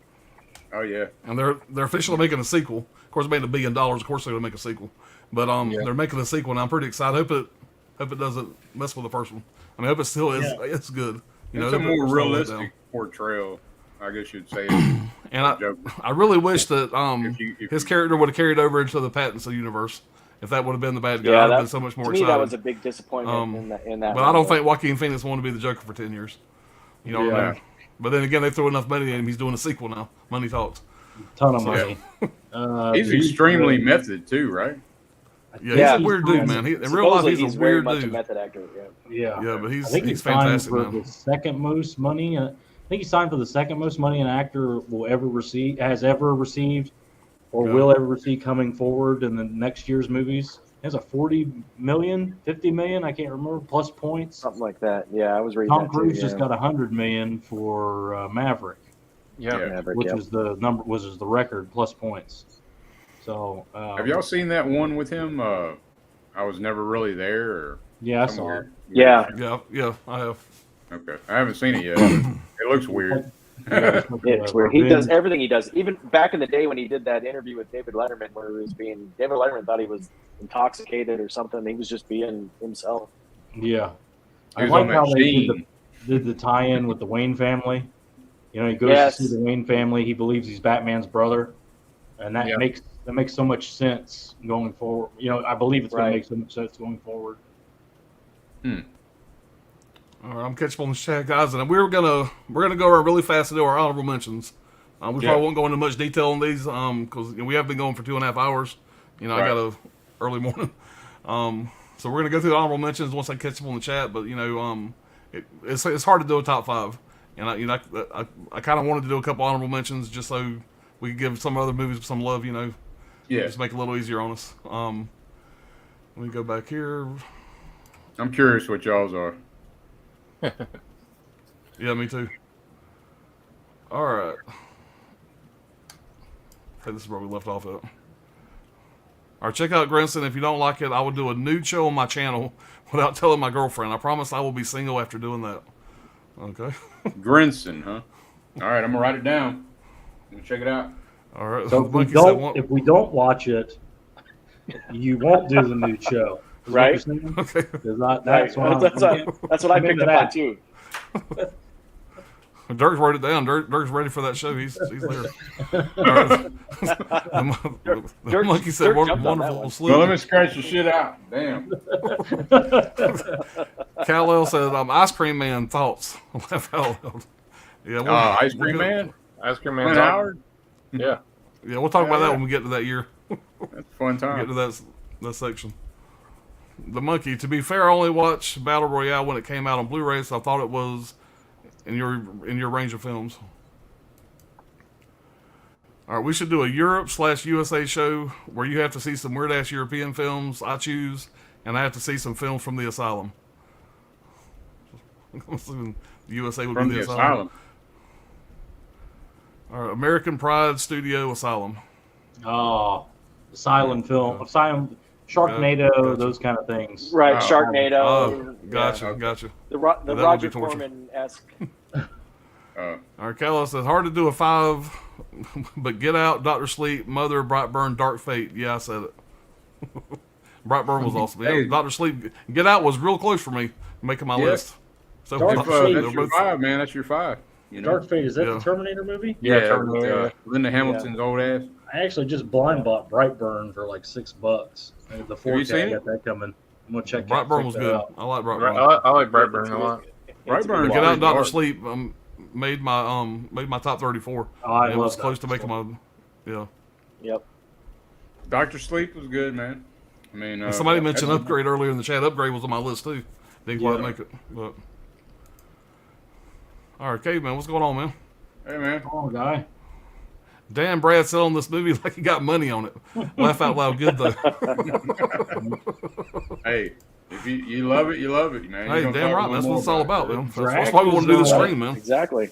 Drags Lionsgate property, so 4K steelbook slipcover. Come on, please. Alan, what would that be if that came out? A bald ass. Hashtag bald ass. That's Oh, yeah. right. A bot ass. Hell yeah. All right, Seth Eubanks I said, couldn't help but laugh when fucking Alan was still there talking about the Joker. If this don't win everything, I'm gonna beat everybody's. It's just the way he dude, said it. I watched the Oscars, but I don't usually give a shit. But I'm sitting there, I'm texting my son going, what the fuck? Fuck Parasite. You know? I'm gonna beat everybody's ass. It doesn't. And he's in the costumes. They knew that in Hollywood too. They got the memo. Yeah.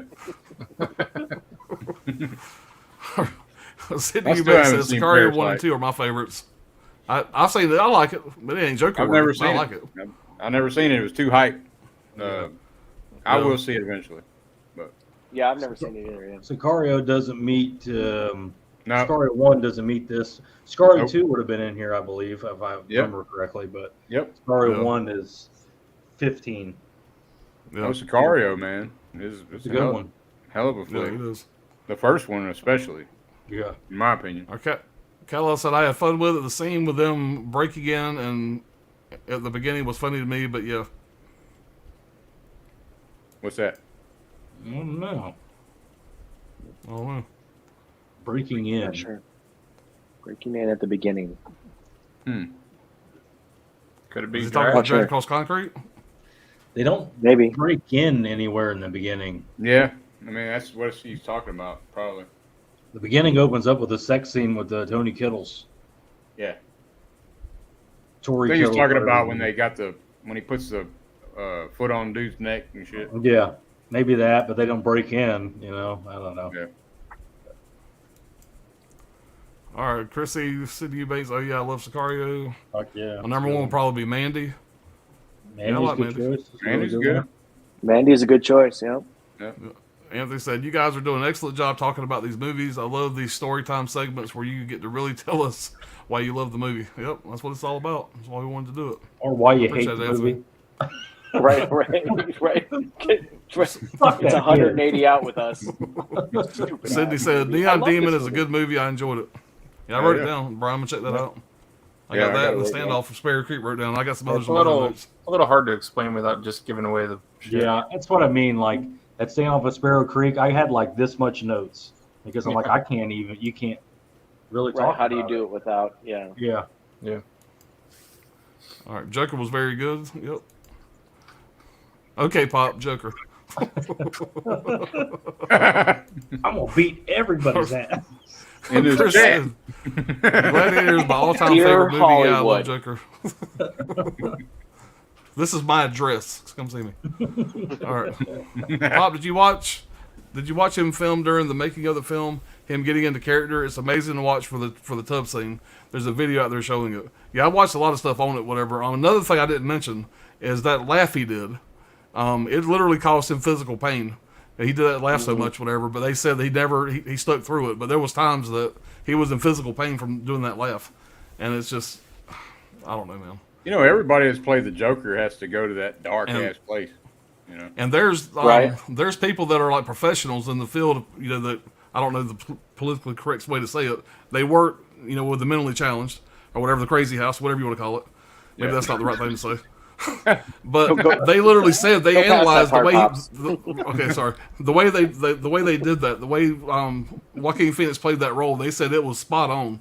To he said it was amazing. Some of the shit he did in that movie was just it was believable in playing the role. Yeah. Oh, 100%. Would you say he's the best Joker? Yes. No. Him and Heath Ledger is close. I don't know, man. I can't You really like pick Heath between over those Jack? two. I like both of them over Jack. I love Jack's Oh, too, but shit. both of them are going to be over Jack for me. Yeah. Okay, well I disagree with that one, but it's Yeah. cool. Oh, don't get me wrong. I don't love know, the Jack Nicholson Joker. I love that the Michael Keaton. I love all that shit. Right. But There's something but about for the me, Heath Ledger Joker, though. That and He's I go dark back as and forth every time I watch the Heath Ledger Joker. I go back and forth. I don't know, man. It's That random. The pick. Dark Knight should have been rated R, and Right. we wouldn't be a conversation. Great point. Yep. If it was Yeah. rated R, Heath Ledger would have, 100%. got to do some more serious. Right. I mean, what does he do? He throws a fat guy off a bridge. He robs a bank. Dresses he up like a blows nurse. up a hospital. If you let him be the Joker, Yeah, it would have been very Yeah. dark. yeah. Right, you put Jack Nicholson in one of those R-rated Batman movies, he would knock it out of the park. That movie been, had been different, been a totally different, Yeah. Tim thing. Burton style Batman, yeah. Yeah, that was a souped up That's- Beetlejuice is all that was.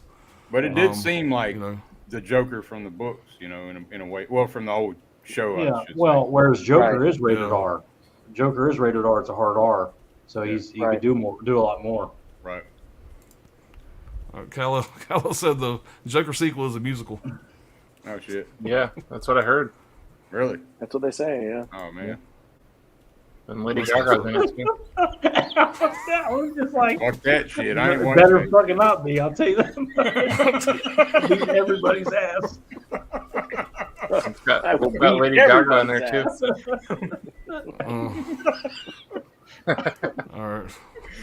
That just fucked me all up. All right, the monkey said. I don't know when he said that. All I could think was, and the award for best musical, The Joker. The award for best everything has to win everything, or I'm beating somebody's ass. I was still stuck on Heath Ledger, Brokeback Joker. Yeah, Brokeback Joker. Yeah. All right, the most odd fact of directors is the director of Oz, Indian in the Cupboard. Indie in the cupboard, the kids movie. Yeah, I guess so. Yeah. Damn, Well, that's a trip. Hey, that's Lady Range, Gaga's though, Harley man. Quinn in part 2. I think I have heard that. Yeah, she was good in Star is Born, man. She was really good in that shit. It was good Yeah, in she House was of that. Gucci too. I like House of Gucci. Yeah. I have no problem with the cast, man, but I don't want a movie where they just fucking sing the whole fucking time. Yeah, no, You know? all right, either, man. I mean, I don't like fuck that. musicals. I all can't right, wrap stand it up. You know? I can't All right, stand Alan. musicals. You know? Oh, I got something to say, but I'm gonna fucking sing to you for 10 fucking minutes. Yeah. No, Not- I Alan- Break it out in song, Right. you know. Alan, this is not a drive-through. Okay, everything's all right. I don't know, man. That bums me out. Alan, stop backing up I reverse hate from the drive-thru. Batman. He's right back in that fucking window again. So is Batman gonna be in The it opposite too? way. I mean, you know. I said curly fries, bitch. I will beat everybody's ass up in there. Batman gonna dance around and shit. And the award for best foreign film, Joker. All I want is He meat was and a- cheese, damn it. Not everything minus cheese. Or- He was in character Letterman. That's what they say. Yeah. Yeah, that's what they said. Yeah. All right. Caveman says, "Hey y'all, Hey, just man. got home from the hospital. Hope you're doing all right, man. Yeah. At least you're home. Best of luck to Yeah. you, buddy. Hit that like button. I appreciate it. If I see. Yeah. Okay. Let's see. He gave you some good meds there, buddy. I have a love-hate relationship. Phoenix, you guys know me. Talk me in to see Joker. Yeah, man. It's He's definitely heard worth it by now. Yeah. Just see it. Just watch it, damn it. Yeah, watch that shit. This would be a great time to watch that. Yeah, If exactly. you're- Yep. All right. Heath is the best, but Jack Nicholson is legend in his own right. He was born to play the Joker. He was, and I agree with what they were saying. If Jack Nicholson could be in an R-rated Joker, Batman Joker movie, yeah, I'd like to. I'd love to Maybe see it's that. nostalgia, man, but Jack's still my favorite Joker. I Your mean, favorite yeah. actor too. yeah, my Yeah, favorite so, actor. of course. Right. So I'm a little biased. I mean, if Sylvester Stallone was to play the Joker, I'd be in the same boat. Oh shit! There you go, Batman. Arnold Schwarzenegger is the Riddler in Oh Hey, he shit! was Mr. Freeze. 1 That plus was 2 equals that's a what? scary image. Sly and the Joker. You know. All right, ripped and shit. Hollis says, "Shove those music up your ass." Okay, Pops, calm down. Kyle said, "Pop's whole vibe went downhill after the Joker news." Well, sorry, man. Yeah, I'm good, man. I'm good. All right, guys, we're gonna do the honorable mentions real fast. We're gonna get on out of here. I ain't even gonna do the solo layout. Just go ahead and throw. Well, yeah, why not? We won't break the trend. Go ahead. All right, What you got? I got it's a H.P. Lovecraft adaptation, Color Out of Space. Great man. movie. I gotta check Yeah. that out. I got the 4K. I haven't watched it yet. Yeah, man, this That was a great movie. is an awesome movie. There's a Great couple movie. scenes that kind of hung it up a little bit with the CGI, but they don't really. I mean, the practical effects are awesome too, though. I'm just gonna read this quote right quick from H.P. Lovecraft. He said, "I think the most merciful thing in the world is the inability of the human mind to correlate all of its contents.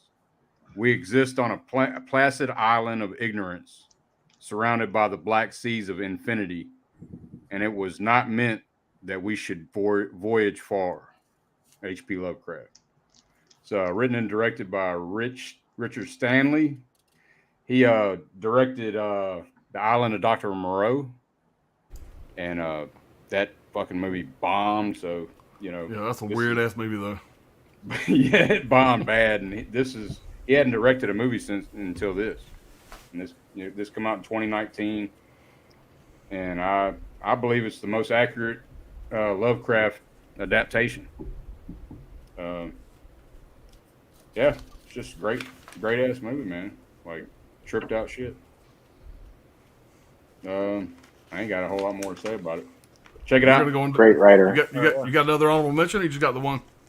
Yeah, I got another one. Yeah, we'll go ahead and do we'll that? throw them both out. Okay. You guys are all with that. Yeah, knock them both out. Oh, I mean, and I forgot to mention, it's got Nicolas Cage as the father, Nathan. Jolia Richardson is Teresa, the mother, and Lavina Gardner.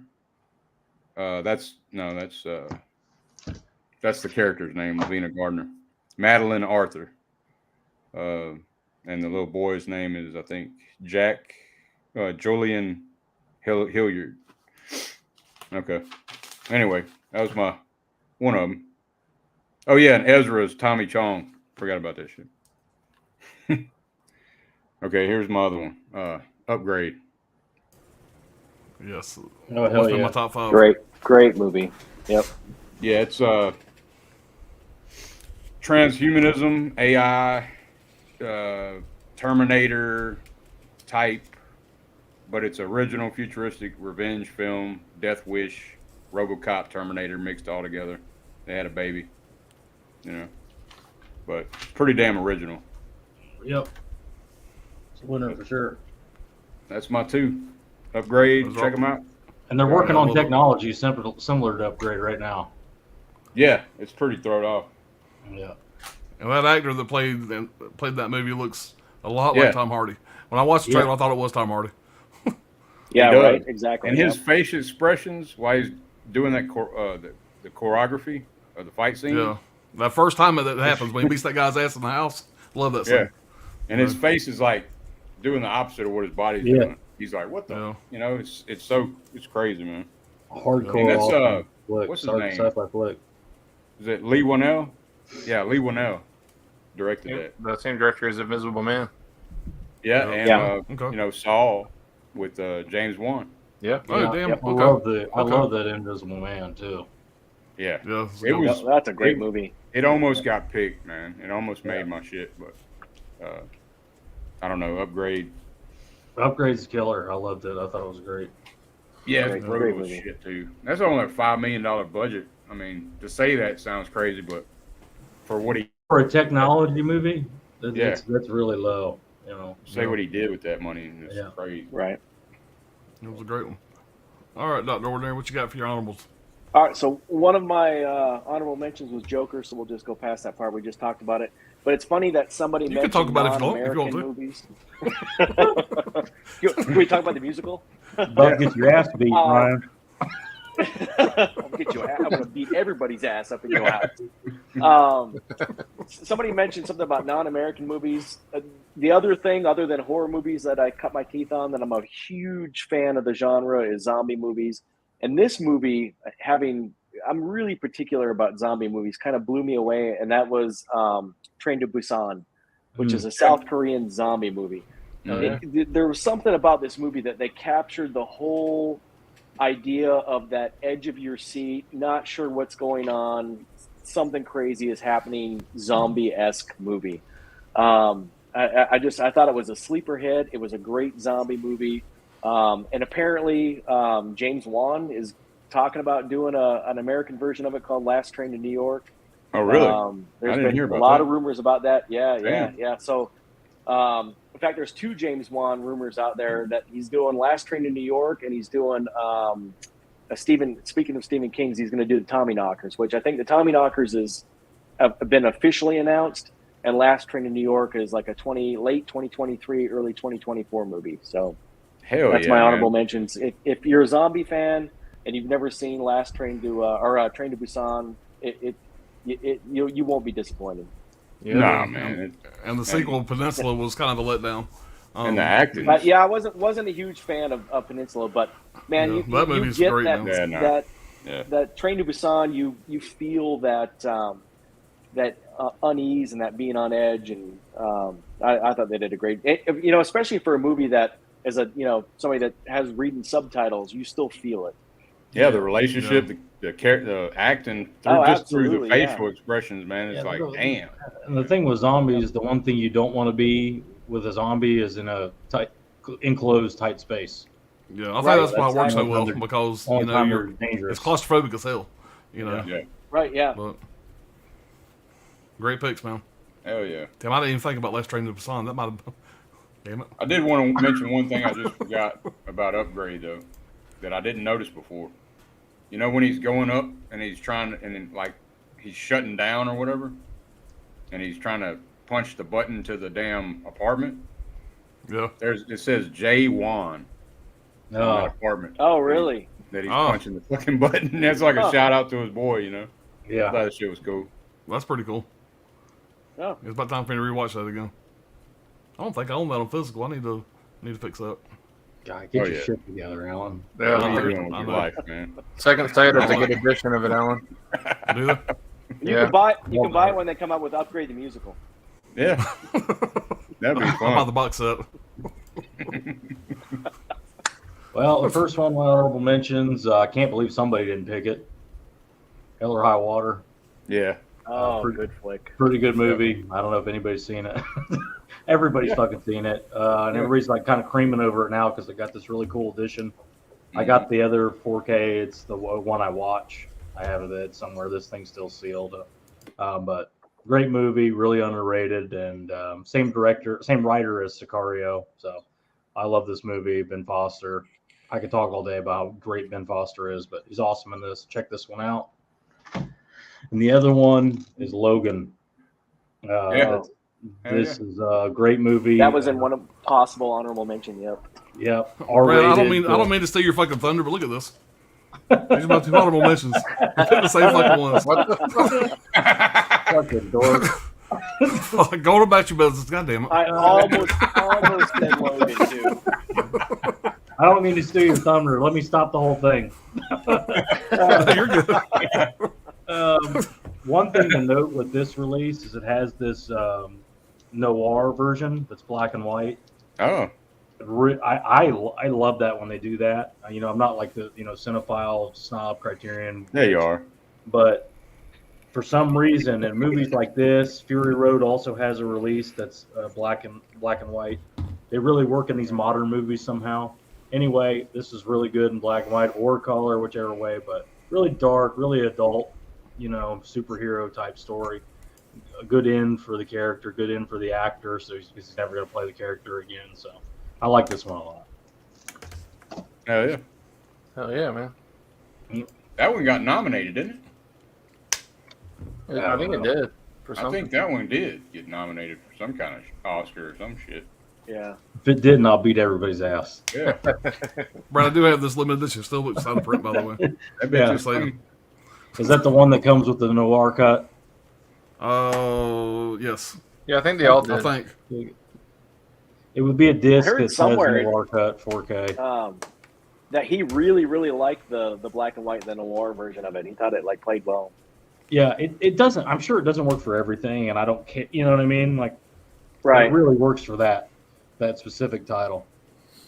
Damn, I need to see that shit, man. I haven't seen that. Dude. Yeah, Fury Road also has a noir cut, black and chrome edition, where they do it. Noir. Yeah, now I want to check that out for sure.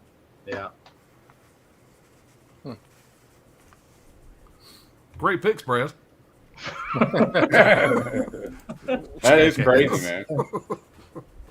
That's well, crazy. I guess we'll do yours since mine's ruined. Yeah, well, I'm going to break this up a little bit and throw some Pixar in the mix.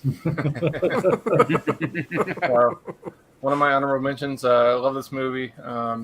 It was the last movie me and Coco got to see before COVID hit, so it means a lot to us in that aspect too, in theater, I mean. And that's Onward. It's just it's kind of a basic story. Two brothers, their father passed away, and they're able to embark on this quest to bring him back to life for just one day. So it's got Chris Pratt and Tom Holland in there as the main characters. I really enjoyed it, and it's my favorite Pixar movie of all time. So Fucking Disney's Nice. dark, boy. They got some dark shit. Oh yeah, they're They always do. talking They about, start. always talking about death. Yeah. Yeah. So yeah, I had to mention this one, and we actually have the poster in our bedroom of it too. So Yeah. and, Looks like a killer release, though, man. yeah, it's one of those Target. We get the Target editions or whatever. It's got like the I don't know. It's got like a gallery book inside of it, inside of here, Okay. like a book inside and shit. And, Yeah. but it has a slipcover too. It's kind of like a big slipcover. It's got the regular Oh, nice. 4K art underneath it. Cool. Yep. And this one nobody talks about.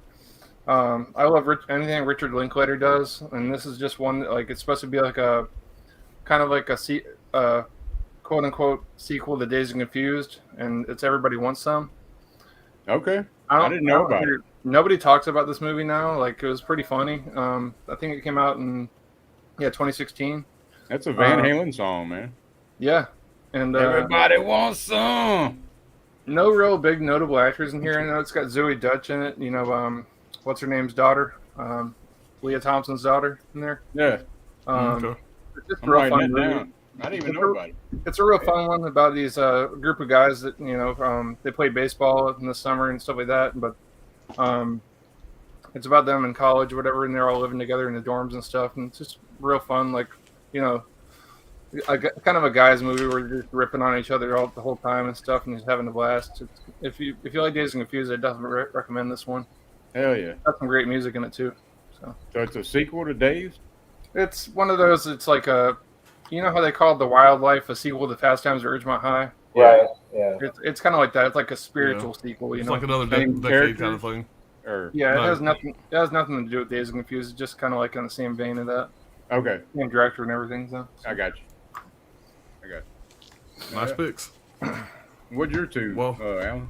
What do you think, Alan? Well, I do have some things to say about Logan that you didn't mention, so I'm going to say that, I guess. And I'll show off the steelbook again, since that's the only thing I really got to work with. Let's see that in full screen. Let's see that Steelbook's full screen. Yeah. There you go. It looks killer, man. Seriously. Back. And, yeah, it's a cool release, man. Yeah, I hadn't seen that. People Um, were like, what the fuck? You know, probably at me, but, you know. But I've always liked the Old Man Logan stories from the comic books. This is set in 2029 in the future. All the X-Men have disbanded.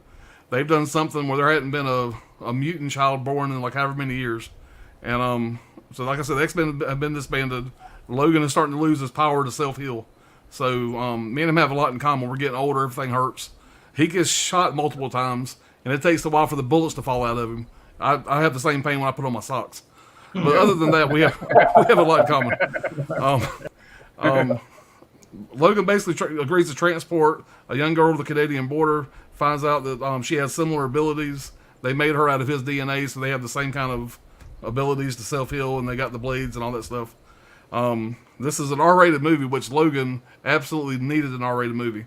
And the opening scene, when he's sticking his claws through somebody's head multiple times, I said, oh yeah, I'm on board. This is what I've been waiting for. Fucking ripping people's arms off and shit, legs off. Yeah. They say the F word in this movie 35 times. And if you've seen the other X-Men movies, which I'm fans of, it was wild to see an X-Men movie R-rated throwing all the F-bombs out there. Logan being the Logan he's supposed to be.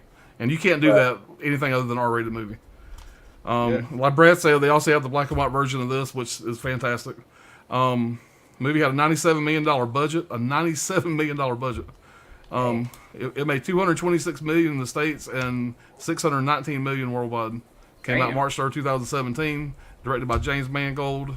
Patrick Stewart, by the way. You can't sleep on him either. He's much older in this. You know the powers that Patrick Stewart has, but Xavier has. Professor X, sorry. And basically, he's starting to get dementia. And so every time he has a seizure or whatever, all kind of shit goes down. You know, you don't want somebody, one of the most powerful mutants in the world, to have mental problems. And the way they did that, and I read some behind the scenes stuff, how they did the Hugh Jackman thing. You know, Hugh Jackman's acting like everybody kind of freezes because he kind of freezes everybody around him. There's somebody behind Hugh Jackman pulling him with a rope during that scene to make him really strain, kind of bring out the effect. It's kind of cool how they did it. That's all I got on Logan. The other one that he stole from me was Hell or High Water. I ain't got a whole lot to say about that. He ain't already said. Everybody needs to see the movie. They ain't already seen it. It's fucking great. It's fantastic. Taylor Sheridan was a Texas Ranger. Where's my notes here? Sorry. Yeah, Taylor Sheridan was a Texas Ranger for 30 years. Hold on. I left that apart. The director, Sheridan, Ty Sheridan, Taylor Sheridan, whatever I guess they call him both. I think his uncle was a Texas Ranger for 30 years, and he was a consultant for Jeff Bridges during the movie. That's what I was trying to say. You have a divorced father and an ex-con brother that robbed banks to try to save their family ranch in West Texas. Due to Chris Pine's schedule, he was filming Star Trek Beyond. He was only available to shoot for 2.5 weeks. So all of his scenes were shot together at the very beginning. And $12 million budget, made $27 million in the States, $37 million worldwide, came out August 26, 2016. And that's what I got. That's also, Taylor Sheridan, by the way, same dude that did Yellowstone. Yeah. Okay. Yep. Yeah, he's in Yellowstone, and he co-created it, wrote it, and 1883. And didn't he do Wind River also? Wind River, Yeah, Sicario. Also almost made my list, by the way. I've watched One a thing few. you didn't mention about this one that you should have. Anybody ever notice when you watch this, Logan does not smoke in this. Right. Normally he has a cigar in his mouth. Hold on. Oh, yeah. Yes, he does. But he does grab a handful of cigars out of the store. There's a reason he grabs the cigars. So he has cancer in this. That's the thing. He has cancer. So he's not smoking. Then once he realizes he doesn't care anymore, he just grabs a handful of cigars. That's the theory, at least. He never says that he has cancer, but that's the reason he's not smoking at the beginning and all that stuff. Something along those lines, some sort of cancer-like, thing. But if anybody hasn't seen Logan at this point, I'm fixing to spoil it. At the very end, I'm watching this in the theater now. I'm watching a fucking superhero movie and getting teared up. The very end when they have the cross on his grave and it turns sideways a little bit, turns into an X. Classic. Great way to end it. Right. I mean, I loved it. So I thought that was a nice little touch. But guys, we've been going for 3 hours. I was shooting for 2, but it's been a great time. I appreciate everybody in the chat. I'm going to go and finish up what's out there in the chat, and we're going to get on out of here. Let's see. Lift off the caveman there.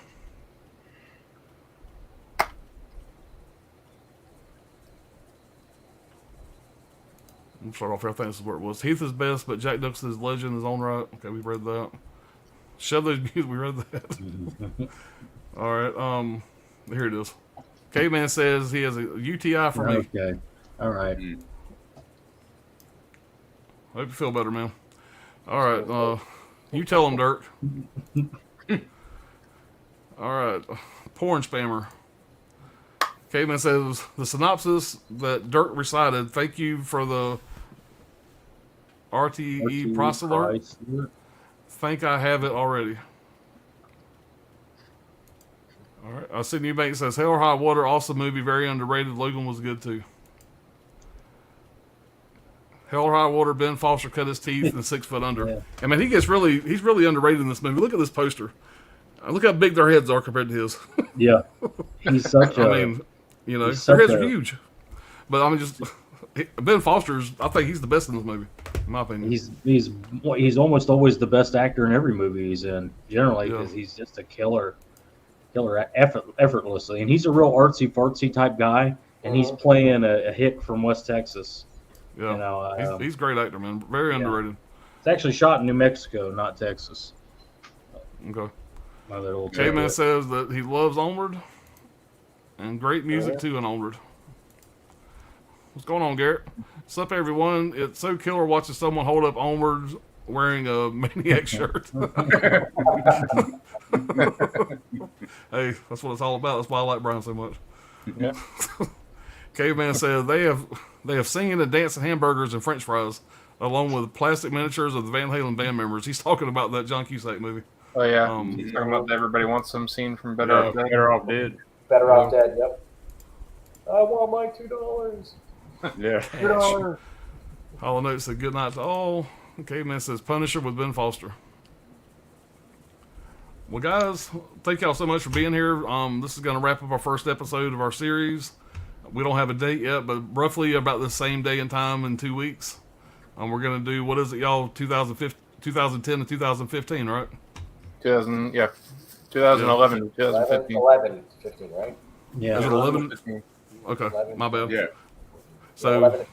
so 11 to 15 is going to be the next January 1st, 2011, December 31st, 2015. And Hell yeah. and so like I said, I'm going to get to work on that, and I'm sure you guys will as well. And we'll be back with some more great picks. Yeah. So, Yep. What do y'all you guys think? got anything y'all need to say, or y'all want to talk about before we get out? What do you think I think the standout movie was, of course, my number one, Hereditary. Yeah, it was Everybody- Brad's number 5. Everybody Right? picked that shit. Come on, man. Listen, once everybody sees this movie, it's not even going to be close. We're going to be shit. going crazy for this. I don't People are think going to be going, Nobody I'm ever gonna- wanted it. yeah. Yeah, Hereditary. It's all obviously was the. Yeah, I think this stream. I'd be curious to see the next set of years if there's going to be I'm another standout that surprised everybody that picks. everybody you know? picked that movie. Nah, that's what I wasn't, man. That's. I'm very pleased that they did. I'm Yeah. very Yeah. pleased that they did. Right. So, Yeah. but guys, we'll see y'all here in a couple of weeks. I'm sure we'll do something before then, but that's our next planned one anyway. But guys, thank y'all everybody for everybody getting together to plan this. It's been a blast. Yep. All fun. Looking forward to the next one. So you guys take care. We'll see y'all on the next one.